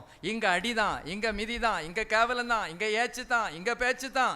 ஆனால் கர்த்தருக்காக உறுதியாக நின்னா நாளொன்று வரும், அன்னைக்கு கர்த்தர் பெரிய மரியாதை கர்த்தருக்கு நம்ம என்ன செய்வார், கனப்படுத்துவார். இவருடைய பேச்சு எப்படி இருக்குன்னா, அவர் என்ன சொல்கிறாரு, விசுவாசிக்கிறீரா அப்படிதான் கேட்குறாரு. தீர்க்கதரிசிகளை விசுவாசிக்கிறீர் என்று அறிவேன். இன்னும் கொஞ்சம் பேசியிருப்பார், பேசினதெல்லாம் எழுதலை. அப்போ அகிரிப்பா பவுலை நோக்கி, நான் கிறிஸ்தவனாக்குறதற்கு கொஞ்சம் குறைய நீனே சம்மதிக்க பண்ணுகிறாய். அந்த அளவு வந்துட்டாரு. கிறிஸ்தவனாக கூடிய அளவு, தன்னை மாற்றிக்கொள்ளக்கூடிய அளவு, ஒரு உணர்வடையக்கூடிய ஒரு கிருபையை கர்த்தர் அகிரிப்பாவுக்கு கொடுத்தாரு இவருடைய பிரசங்கத்தின் மூலமாக. ஆனால் இயேசுவிடத்தில் அவர் வரலை, உணர்வு அடைந்தார். முதல்ல ஒரு குரூப்பை பார்த்தோம், உணர்வே இல்லாத ஜென்மங்கள், உணர்வில்லாத ஜென்மங்கள், இது ஒரு குரூப் இருக்கு. அடுத்தது உணர்வு அடையும், ஆனால் அது கர்த்தரிடத்தில் வரமாட்டாங்க. ஒரு சின்ன உணர்வு, சின்ன ஒரு அசைவு, ஆமாம் நான் செய்கிறது தப்பு தான். ஆனால் முதல்ல உள்ளவங்க தப்பை ஒத்துக்கிடவே இல்லை. சாலமோன் ஒத்துக்கிடல, நோவா ஒத்துக்கிடல, காயின் ஒத்துக்கிடல, ஆதாமேவாள் ஒத்துக்கிடலை. ஆனால் இப்போ நம்ம பார்த்துக்கிட்டு வர்றவங்கெல்லாம் லாமேக்கு, யூதாஸ், பேலிக்ஸ், அகிரிப்பா, இவங்கெல்லாம் என்ன செய்கிறாங்க, ஒத்துக்கொள்கிறாங்க. ஆனால் கர்த்தரிடத்தில் வரலை. இப்படிப்பட்ட ஒரு குரூப் இருக்குது. இவங்களாலையும் பிரயோஜனம் இல்லை. இவங்களும் நரகத்துக்கு பாத்திரவான்களே. முதல் குரூப்பும் நரகத்துக்கு பாத்திரவான்கள், இந்த ரெண்டாவது குரூப்பும் யார் தான், நரகத்துக்கு பாத்திரவான்கள். அவர் சொல்கிறாரு, நான் கிறிஸ்தவன் ஆகிறதற்கு கொஞ்சம் குறைய நீ என்னை சம்மதிக்க பண்ணுகிறாய் என்றான். அதற்கு பவுல், நீர் மாத்திரமல்ல, இன்று என் வசனத்தை கேட்கிற யாவரும் கொஞ்சம் குறைய மாத்திரமல்ல, இந்த கட்டுகள் தவிர முழுவதும் என்னை போலாகும்படி தேவனை வேண்டிக் கொள்ளுகிறேன் என்றான். ஹல்லேலூயா. ஸோ அந்த அளவு அவருடைய வாழ்க்கை மாறி என்னை போலாகணும், அந்த அளவு ஸ்டாண்டர்ட் வந்துருச்சு. நாம் பொதுவாக இப்போ என்ன சொல்லுவோம் சொல்லுங்களேன், நாம் என்ன சொல்லுவோம், என்னையே பார்க்காத இயேசுவை பாரு, என்னையே பார்க்காத இயேசுவை பாரு அப்படின்னு க்ளீனாக நகண்டுருவோம், தட்டி போயிடுவோம். என்னைய பார்க்காத அவரை பாரு, இயேசுவை பாரு அப்படின்னு. இவர் என்ன சொல்கிறாரு, என்னை போலாகும்படி விரும்புகிறேன். என்ன ஸ்டாண்டர்டுக்கு வந்துட்டார் பாருங்க. அப்படி சொல்ல முடியுமா நம்மளால், இங்கே இருக்கிற நம்மளால் நம்ம சொல்ல முடியுமா, பேசுகிற நானே சொல்ல முடியாது. என்னை போலாகும்படி விரும்புகிறேன். அந்த அளவு ஆவிக்குரியத்தில் வளர்ச்சி வளர்ச்சி வளர்ச்சி வளர்ச்சி வளர்ச்சி. அப்பப்பா ஸ்தோத்திரம். பவுல் அதான் பிசாசு சொல்லிச்சு, இயேசுவையும் அறிவேன் பவுலையும் அறிவேன். நீ யாரியா என்னை விரட்டுறதுக்கு? உங்கள் அப்பனுக்கு கூட நீ கீழ்ப்படிய மாட்ட, உங்கள் ஆசாரியன் அப்பாவுக்கு கூட நீ கீழ்ப்படிய மாட்ட, என்ன விரட்ட வந்துட்டியான்னு விரட்டுன்னு விரட்டி சட்டையை உருவி பார்த்து அந்த காரியங்கள்லாம் தெரியும்ல உங்களுக்கு, ஒன்றும் இல்லாமல் ஆக்கி போட்டான். ஹல்லேலூயா, ஸ்தோத்திரம். சரி, உணர்வுள்ள இருதயத்துக்கு வருவோமா? உணர்வுள்ள இருதயம், இதுவும் தெரிஞ்ச சம்பந்தம் சொல்ல போகிறேன். தாவீதை பற்றிலாம் சிந்திச்சிருக்கோமா? தாவீதை பற்றிலாம் உணர்வுள்ள இருதயம் சிந்திச்சிருக்கோமா? நீங்கள் சிந்தி கேட்டாலும் புதுசாக சொன்னாலும் தலையை ஆட்டுவீங்க. சரி, தாவீது வேண்டாம், நேரம் போயிடுச்சு, தாவீது வேண்டாம். தெரிஞ்ச காரியங்களை லைட்டாக டச் பண்ணிடுவோம். மத்தேயு 26:75, இது மூன்றாவது பகுதி, உணர்வுள்ள இருதயம். மூன்றாவது உணர்வுள்ள இருதயம். அப்பொழுது பேதுரு சேவல் கூவுகிறதற்கு முன்னே நீ என்னை 3 தரம் மறுதலிப்பாய் என்று இயேசு தன்னிடத்தில் சொன்ன வசனத்தை நினைத்துக் கொண்டு வெளியே போய் மனம் கசந்து அழுதான். அதுக்கு முன்னால பார்க்கிறோம் 3 இடத்துல அவர் என்ன செய்கிறார்? மறுதலிக்கிறார். 3 இடத்துல. ஹல்லேலூயா, ஸ்தோத்திரம். 2 இடத்துல பெண் வேலைக்காரி ஒருத்தி, வேறொருத்தி. 71ஆம் வசனத்துல அவர்களில் ஒருவன். 2 பெண்ணு 1 ஆண். 2 அவ்வளவு என்ன செய்கிறாங்க? நீ இயேசுவோடு இருந்தேன்னு சொல்கிறாங்க. இவர் தெரியாதுன்னு போய் சொல்லிட்டாரு. கடைசியில் சத்தியமே பண்ணிட்டார். அறியேன் என்று சொல்லி சபிக்கவும் சத்தியம் பண்ண தொடங்கினார். அப்பொழுது பேதுரு சேவல் கூவுகிறதுக்கு முன்னே நீ என்னை 3 தரம் மறுதலிப்பா என்று இயேசு தன்னிடத்தில் சொன்ன வசனத்தை நினைவு கூர்ந்து நினைத்து கொண்டு வெளியே போய் மனங்கசந்து அழுதான். இன்னொரு இடத்துல இப்படி இருக்கு, இயேசு அப்படி திரும்பி பார்த்தாராம். இயேசு ஒரு இடத்துல என்ன செஞ்சாராம்? திரும்பி அப்படி பார்த்தாராம். அந்த பார்வையை பார்த்த உடனே அவர் என்ன செஞ்சிட்டாரு? மன உணர்வு அடைந்து இயேசுவிடத்தில் தன்னை என்ன செஞ்சிட்டாரு?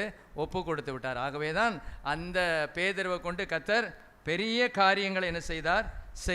இளையகுமாரனை பற்றி நமக்கு நல்லாவே தெரியும். லூக்கா 15:17 வாசிங்க.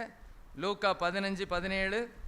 அவனுக்கு புத்தி தெளிந்த போது அவன் என் தகப்பனுடைய. சரி, இதுல பரிசுத்த பைபிள்ல எப்படி இருக்கு? அவன் பாவ உணர்வு அடைந்த போது. புத்தி தெளிந்த போதுனா பாவ உணர்வு அடைந்த போது. பாவ உணர்வு அது எப்படி இருக்குன்னா பைபிள் அந்த பைபிள தன் மூடத்தனத்தை உணர்ந்தான் அப்படி இருக்கு. எப்படி இருக்கு? தன் மூடத்தனத்தை உணர்ந்தான். இதுவரைக்கும் அவன் செய்தது என்ன? மூடத்தனம். நான் செய்தது மூடத்தனம். எங்க அப்பாவை விட்டது மூடத்தனம்.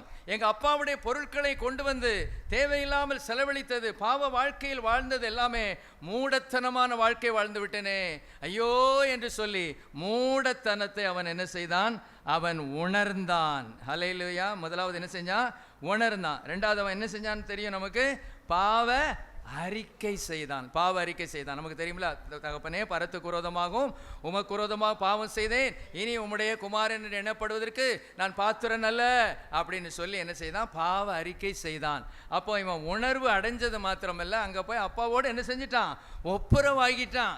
உணர்வோடு நிற்கக்கூடாது, பாவ உணர்வு வரணும், அடுத்தது பாவ அறிக்கை வரணும். இந்த ரெண்டும் சேர்ந்தாதான் மனம் திரும்புதல், தேவனோடு சேர்ந்து கொள்ளணும். பாவ உணர்வு, பாவ அறிக்கை. இதுக்கு முன்னால் உள்ளவங்க யாராவது பாவ அறிக்கை பண்ணாங்களா? ஆதாம், ஏவாள், காயின், நோவா, சாலமோன், லாமேக்கு, யூதாஸ், பேலிக்ஸ், அகிரிப்பா இவங்கெல்லாம் பண்ணாங்களா? இல்லை, பண்ணலை. இவர் பண்ணார் கொஞ்சம். யார்கிட்ட போய்? யூதாஸ் போய் யார்கிட்ட போய் பண்ணார்? ஆசாரியன்ட்ட போய் பண்ணார். இன்றைக்கும் சில இதில் வச்சுருக்கிறாங்கல்ல பாவ அறிக்கையை, அவங்களுக்கு முன்னால் போய் நம்ம என்ன செய்யணும்? சொல்லணும் அப்படின்னு வச்சுருக்காங்கல்ல. பைபிளில் அது சொல்லப்படாது. இந்த ஒரு சத்தியம் போதும். ஆசாரியன்ட்ட போய் சொல்கிறதுனால பிரயோஜனம் இல்லை. இயேசுகிட்ட சொல்லணும். இன்றைக்கி மீடியேட்டர் இன்றைக்கி இல்லை. டைரெக்டாக நம்ம ஆண்டவர்கிட்ட இயேசுவே என் பாவங்களை மன்னியும் ஆண்டவரேன்னு சொல்லணும். ஹல்லேலூயா. மாதாவே எங்களுக்காக வேண்டிக் கொள்ளும்னு சொல்ல வேண்டிய அவசியம் இன்னொரு மீடியேட்டர் தேவையில்லை. இயேசு எனக்கு தகப்பனாக இருக்கும்போது எங்கள் அப்பாட்ட போய் நான் பேசுவதற்கு இன்னொருத்தட்ட ரெக்கமெண்டேஷன் வைப்போணுமா? கேட்க உங்கள் அப்பாட்ட டேய் உங்கள் அப்பாட்ட நீ கேட்குறதுக்கு நீ யார் மூலமாக ரெக்கமெண்டேட் பண்ணி போவ? உங்கள் அப்பாட்ட ஒன்று கேட்கணும், எப்பா எனக்கு ஐஸ்கிரீம் வாங்கி தாங்கன்னு நீ சொல்கிற, யார் மூலமாக ரெக்கமெண்ட் பண்ணுவ?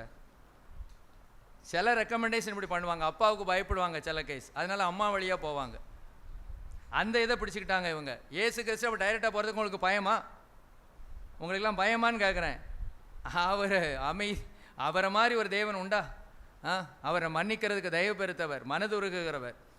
அவர்கிட்ட டைரெக்டாக போகலாம். அப்பா உண்மை பார்க்குறேன், அப்படி தான் நம்ம போனோம். ஆண்டவரே உண்மை பார்க்குறேன்ப்பா, உண்மை பார்க்குறேன், எனக்கு யாரும் வேண்டாம், எந்த சம்மனஸும் வேண்டாம், எந்த மாதாவும் வேண்டாம், எந்த வழியும் வேண்டாம். ஹல்லேலூயா.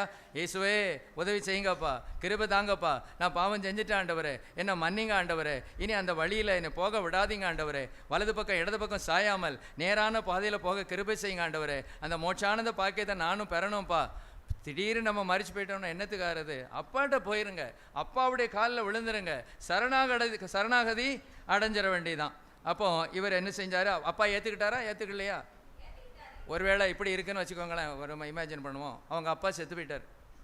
நம்ம அப்பா சாக மாட்டார், அந்த ஓமையில் வந்து அப்பா செத்து போயிட்டார். இவர் கேள்விப்படுறாரு, அப்பா செத்து போயிட்டாரு, இப்போ வந்து அந்த அதிகாரம் முழுசும் மூத்த மகன் தான், சகோதரன் தான் வச்சிருக்கிறான் அப்படின்னு சொன்னால் இந்த ஆள் வந்திருக்கவே மாட்டார். நான் செத்தாலும் பரவாயில்ல, அண்ணனுடைய புத்தி எனக்கு என்ன செய்யும் தெரியும். நான் போனால் அவன் என்ன செய்வான், விரட்டி அடிப்பான். ஆகவே நான் அண்ணன் இருக்கிறதுனால நான் போக மாட்டேன், இந்த தவிட தின்கணும், இப்படியே நான் அழிஞ்சு போவேன்னு போயிருப்பான். ஆனால் அவனை நேசிக்கிற ஒரு தகப்பன் இருக்கிறார் நினச்சி தான் அப்பாவை தேடி போனான். நம்ம நேசிக்கிற ஒரு தகப்பன் இருக்கிறார். எவ்வளோ பெரிய பாவம் செய்தாலும் பரவாயில்ல, கொலை செய்திருந்தாலும் பரவாயில்ல, அடுத்த ஒரு மனைவியை அபகரிச்சிருந்தாலும் பரவாயில்ல, எவ்வளோ பெரிய பாவம் செஞ்சிருந்தாலும் இயேசுவே நான் மன்னி ஆண்டவரே, எனக்கு உங்களுடைய கிருபையை தாரும் ஆண்டவரே, இனி அந்த வழியை நான் போகமாட்டேன் ஆண்டவரே அப்படின்னு நீங்கள் ஆண்டவர்கிட்ட நீங்கள் சொன்னீங்கன்னா ஆண்டவர் கிருபையாக மன்னித்து நல்வழிப்படுத்துவார். சவுல் ஒரு கொலைகாரன், மோசே ஒரு கொலைகாரன், அல்லேலூயா, தாவீது ஒரு விபச்சாரக்காரன், ஒரு கொலைகாரன். ஆனால் இவங்கெல்லாம் ஏன் வந்தாங்கன்னா அவங்ககிட்ட உணர்வுள்ள ஒரு இருதயம் இருந்துச்சு, உணர்ந்தாங்க. சவுல் ஏன் உள்ளே வரலை? சவுல் செஞ்ச பாவம் என்ன, பெரிய பாவமாக செஞ்சான். 7 நாள் காத்திருன்னு சொன்னார், 7 நாள் காத்திருந்தான் இல்லை, உடனே டப்புன்னு என்ன செஞ்சார், பலியை செலுத்திட்டார். அடுத்தது என்ன சொன்னார், அமலைக்கேரை முற்றிலுமாக அழிச்சிருந்தார், தனக்கு கொஞ்சத்தை வச்சுக்கிட்டாரு. ஆனால் இப்போ ஏன் சவுலை ஆண்டவர் நேசிக்க முடியல? இவர் வந்து சொல்லும்போது என்ன சொல்லுவாங்க, கல்லுளி மாங்காய் மாதிரி இருந்தார். நம்ம சொல்லுவோம்ல அப்படி, கல்லுளி மாங்காய், அப்படி கேள்விப்பட்டிருக்கீங்களா? இந்த தமிழ்லாம் கேள்விப்பட்டிருக்கீங்களா? கல்லுளி மாங்காய் அப்படியே இருக்காது, ஒரு உணர்வுமே இல்லை. ஆண்டவரே நான் செஞ்சது தப்பு தான் ஆண்டவரே, நான் வந்து இப்போ நம்ம பொறுமை காத்திருக்கணும், நீர் வருமுனால நானே பலி செலுத்தினது தப்பு தான், நான் வந்து ஆசாரியன் கிடையாது, உங்கள் வேலையை நான் செஞ்சது தப்பு, என்னை மன்னிச்சிருங்க. உதாரணம் சின்ன எக்ஸாம்பிள் சொல்கிறேன் கேளுங்களேன். இப்போ அடக்க ஆராதனை பண்ணுவாங்க. யாரை வச்சு பண்ணுவாங்க? அடக்க ஆராதனை யாரை வச்சு பண்ணுவாங்க? ஒரு பாஸ்டர் அல்லது ஒரு ரெவரண்ட் அல்லது ஒரு ஃபாதரை வச்சு பண்ணுவாங்க. ஃபாதர் வர நேரம் ஆயிடுச்சு, உடனே நீங்கள் படப்பட நீங்களே ஒரு ஜெபத்தை போட்டு இறக்கிடுவீங்களா? என்னப்பா எவ்வளோ நேரம் தான் போட்டுக்கப்பா, ஃபாதரையும் காட்ட மாட்டேன், ரெவரண்ட் ஒருத்தரையும் காணும், இறக்குடா தோத்திரம், எனக்கும் தோத்திரம் போட தெரியும், எனக்கும் தெரியும், எல்லோரும் இறக்குங்க தெரியுங்க, எல்லா உலகம் மாயை, எல்லாம் புல்லை போல் இருக்கிறான்னு சொல்லிட்டு இறக்கிட்டு நீங்கள் மூடி வச்சுட்டு வருவீங்களா? வரமாட்டோம்ல. அப்போ காத்திருக்க மாட்டோமா? எப்படினாலும் ஒரு அதிகாரமுள்ள ஒருவர் வந்து என்ன செய்யணும், அதை செய்யணும்னு நம்ம நினைக்கிறோம்ல. அது மாதிரி ஆசாரியன் வேலை ஆசாரியன் தான் செஞ்சுருக்கணும், ஆனால் இவர் ஆத்திரப்பட்டு செஞ்சிட்டாரு, பரவாயில்ல. இப்போ என்ன, அவருக்கு ஒரு வாய்ப்பு கொடுக்கப்படுகிறது, ஆனால் உணர்வே இல்லை. அந்த ஆளுக்கு என்ன இல்லை, சவுலுக்கு உணர்வே இல்லை. இவர் பெரிய பாவம் செஞ்சாலும் கூட உணர்வு இருந்ததுனால தான் தாவீதை கர்த்தர் மன்னிச்சு என் இருதயத்துக்கு ஏற்றவன் சொன்னார். அதுக்கப்புறம் அந்த தவறை செய்யலை. அல்லேலூயா, ஸ்தோத்திரம். அதுக்கப்புறம் அந்த தவறை என்ன செய்யலை. அதான் ஆண்டவருக்கு பிடிக்கும். யூதாவும் இதே மாதிரி தான் ஒரு தப்பு பண்ணினார். அதுக்கப்புறம் பைபிள் சொல்லியிருக்கு, அதுக்கப்புறம் அவர் அந்த தவறை செய்யவில்லை அப்படின்னு பைபிள் நல்லா என்ன செஞ்சிருக்கு, எழுதி இருக்குது. அல்லேலூயா, பிரைஸ் தி லார்ட். இதே மாதிரி தான் ஆயக்காரன், அப்படி சொல்லிட்டே போயிடும், வாசிக்க வேண்டாம், நமக்கு தெரிந்த பகுதி தான். 18 லூக்கா 18 13 14 பாவியாகிய என் மேல் கிருபையார். அவருக்கு என்ன இருந்துச்சு, உணர்வு இருந்துச்சு. என்ன உணர்வு இருந்துச்சு, நான் ஒரு பாவி. அல்லேலூயா, பிரைஸ் தி லார்ட். நான் ஒரு பாவி, இதுதான் ஆண்டவர் எதிர்பார்க்கிறாரு. அவன் அடுத்தவன் எப்படி நின்னான், நான் அவன் இப்படி இருக்கேன், ஜெபிக்கிறேன், உபவாசம் பண்ணுறேன், தசமாவும் கொடுக்குறேன், காணிக்க கொடுக்குறேன், அந்த தூரத்தில் நின்று ஜெபம் பண்ணிட்டு இருக்கான் பாருங்க, அவனை மாதிரி கூட நான் இல்லை, அவனோட நல்லவன் அப்படின்னு சொல்லிட்டு இருக்கான். அவன் தன்னுடைய காரியத்தை பெரிய சாட்சி மாதிரி ஆண்டவர்கிட்ட சொல்லிட்டு இருக்கான். ஆனால் இவரோ பாவியாக என்மேல் கிருபையாரும். என்ன உணர்வு பார்த்தீங்களா? சிலுவை கள்ளனின் ஒருவர் என்ன சொன்னார், அவர் என்ன சொன்னார், அந்த பாயிண்ட் மாத்திரம் எனக்கு வேணும்.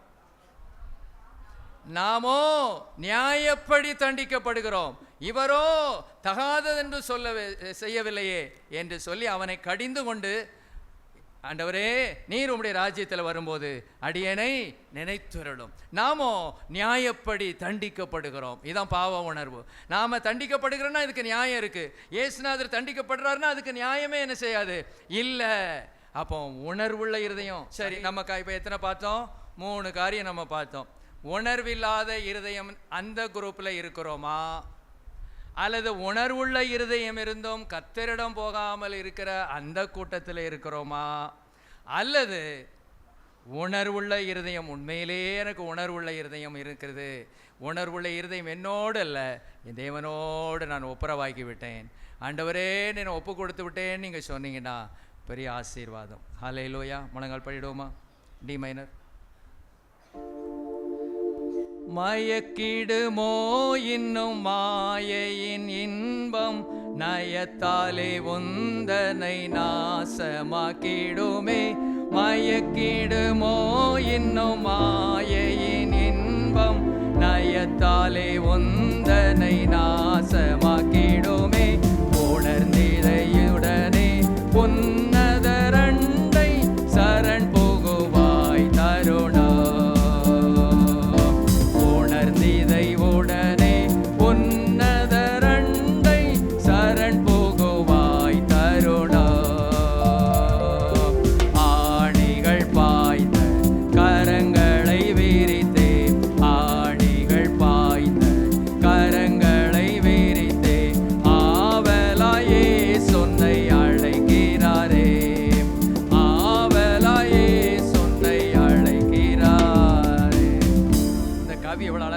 பார்த்தீங்களா?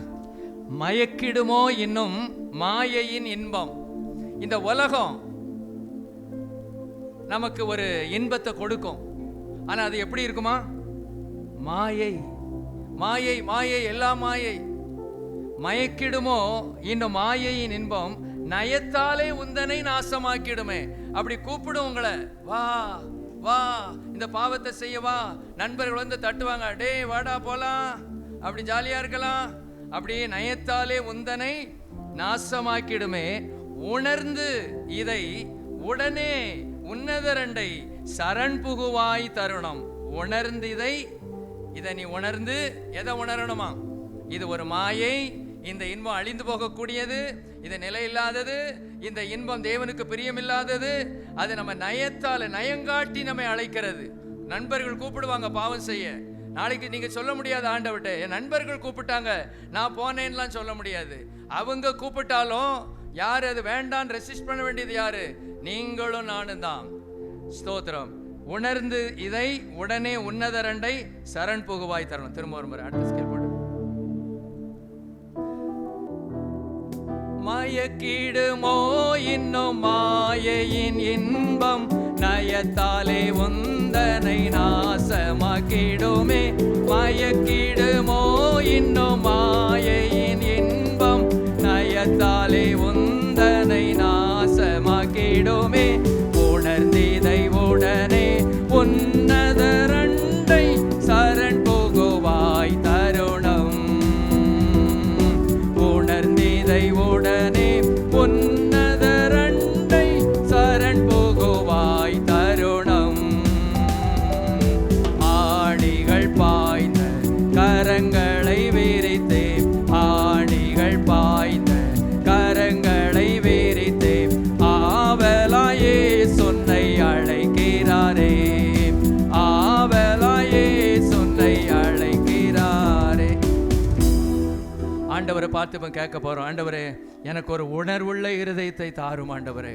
அப்பா, ஒரு பாவ உணர்வு நான் பெற்றுக்கொண்டு உம்மிடத்திலே சரணடைந்து விட கிருபை செய்யும் ஆண்டவரே.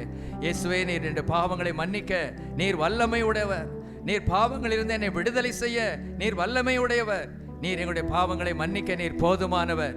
அப்பா, இழந்து போனதை தேடவும் ரட்சிக்கவுமே மனுஷகுமார் உலகத்திலே வந்திருக்கிறார். பாவிகளை ரட்சிக்கவே நீர் வந்தீர் ஆண்டவரே. அப்பா, உம்மை துதிக்கிறோம். ஒரு உணர்வுள்ள இருதயத்தை எங்களுக்கு தாரும். நாங்கள் செய்த தவறை ஆண்டவரே நான் தான் செய்தேன் என்று ஒத்துக்கொள்ள கிருபை செய்வீராக. மற்றவர்கள் மேல் போட்டு விடாதபடி ஆண்டவரே நான் செய்ததை நான் தான் செய்தேன் ஆண்டவரே, என்னை மன்னியும் என்று சொல்லக்கூடிய ஒரு கிருபை எங்களுக்கு தாரும் ஆண்டவரே. மன்னிப்பு பெற்றவர்கள் ஆசீர்வதிக்கப்பட்டார்கள். பார்த்தீங்களா, இந்த உணர்வுள்ள இருதயம் வந்து உண்மையாக வந்து பேதுரு யாரா மாறினாரு? த கிரேட் அப்போஸ்தலனாக மாறினார். இளையகுமாரன் யாரா மாறினாரு? அவருடைய செல்ல குமாரனாக மீண்டும் மாறினார். அவருக்கு மோதிரம் கொடுக்கப்பட்டது, மரியாதை கொடுக்கப்பட்டது, கனம் கொடுக்கப்பட்டது. அவரை பிள்ளையாகவே ஏற்றுக்கொண்டார். வேலைக்காரனாக ஏற்றுக்கொள்ள முடியாத வந்தான். மூணாவது ஆயக்காரன் நீதிமானாக்கப்பட்டவனாய் போனான். சிலுவை குற்றவாளிகளில் ஒருவன் பரதேசை சுதந்தரித்தான். சகையோ எப்படி பெயர் பெற்றான்? இவனும் ஆபிரகாமுக்கு குமாரனாய் இருக்கிறானே. சகை யாரு? ஒரு புறஜாதியான். ஆண்டவர் அவனுக்கு என்ன சொன்னாரு? இவனும் ஆபிரகாமுக்கு குமாரனாய் இருக்கிறானே. எத்தனை பாக்கியம், எத்தனை பாக்கியம். ஆனா மற்ற எல்லாரும் எல்லாத்தையும் இழந்து போனாங்களே. எவ்வளவு பெரிய சாலமோன், எவ்வளவு ஞானம் இருந்தது, ஆனால் பிரயோஜனம் ஒண்ணு இல்லையே. முதலாக உருவாக்கப்பட்ட ஆதாம் ஏவாள் பாவத்தை ஒத்துக்கொள்ளலையே, உணர்வு இல்லையே. Price allot. லாமேக்கு பெரிய மனுஷன் போல பேசினாரு. ஓ, அவனுக்கு 7 பலினா லாமேக்கு 77 பலி சுமருன்னு சொல்ல தெரிஞ்சது. ஐயோ, நான் தண்டனைக்குரியவன், நான் தண்டனைக்குரியவன் சொல்ல தெரிஞ்சது. தண்டனை மாற்றுகிற தேவனிடத்துல போக தெரியல. இன்னைக்கு கர்த்தர் அழைக்கிறார். இயேசு உங்களை அழைக்கிறார். இயேசு ஆவலாய் தம் கரங்களை நீட்டி அழைக்கிறார். ஆணிகள் பாய்ந்த கரங்களோடு, என் அன்பு மகனே, என் அன்பு மகளே, என்னிடத்தில் வா, நான் உனக்கு இளைப்பாறுதல் தருவேன், நான் உன்னுடைய காரியங்களை பொறுப்படுத்திக் கொள்ளுவேன், நான் உன்னை விடுவிப்பேன், சோர்ந்து போகாதே. இதுவரைக்கும் தவறு செய்தாயா? பரவாயில்ல, இன்னைக்கு வா, இன்றிலிருந்து நான் உன்னை விடுதலை செல்வேன். அப்பதான் சொல்லுவாரு, இன்று முதல் நான் உன்னை ஆசீர்வதிப்பேன். அப்போதான் அந்த வசனம் ஒர்க் அவுட் ஆகும், அந்த வசனம் கிரியை செய்யும். இன்று முதல், என்று முதல் நான் ரட்சிக்கப்பட்டு தேவனோடு ஒப்புரவாகி அந்த மாபெரும் சந்தோஷத்தை நான் பெற்றுக்கொண்ட அந்த நாளிலிருந்து எனக்கு ஆசீர்வாதம் தான், எனக்கு தேவ கிருபை தான், மேன்மை தான். கரங்களை தட்டி கர்த்தரை மகிமைப்படுத்துவோம். ஹல்லேலூயா, ஹல்லேலூயா. ஸ்தோத்திரம், ஸ்தோத்திரம், ஸ்தோத்திரம், ஸ்தோத்திரம். எங்கள் நல்ல பிதாவே, நன்றியோடு உம்மை துதிக்கிறோம். நல்ல வார்த்தைகளுக்காக ஸ்தோத்திரம். உணர்வில்லாத இருதயம், உணர்வுள்ள இருதயம் இருந்தும் கர்த்தரிடத்தில் செல்லாதவர்கள், உணர்வுள்ள இருதயம் என்கிற தலைப்பில் இந்த நாள் நாங்கள் சிந்திக்க கிருபை செய்தீரே. நாங்கள் உம்மை ஸ்தோத்திரிக்கிறோம். அந்த உணர்வுள்ள இருதயத்தை கர்த்தர் எங்களுக்கு தருவீராக. நீர் அப்படி தருகிறபடினால் ஸ்தோத்திரம். சாலமோனுக்கு உணர்வுள்ள இருதயத்தை கொடுத்தீர், ஆனால் அவர் அதை பிரயோஜனப்படுத்தவில்லை. நாங்கள் பிரயோஜனப்படுத்துவோம் ஆண்டவரே. அதை பிரயோஜனப்படுத்தக்கூடிய கிருபையை கர்த்தர் எங்களுக்கு தருவீராக. இயேசுவின் மூலம் கேட்கிறேன் பிதாவே, ஆமென். என் ஆத்துமாவே கர்த்தரை ஸ்தோத்திரி, என் முழு உள்ளமே அவருடைய பரிசுத்த நாமத்தை ஸ்தோத்திரி. என் ஆத்துமாவே கர்த்தரை ஸ்தோத்திரி, கர்த்தர் செய்த சகல உபகாரங்களை மறவாதே.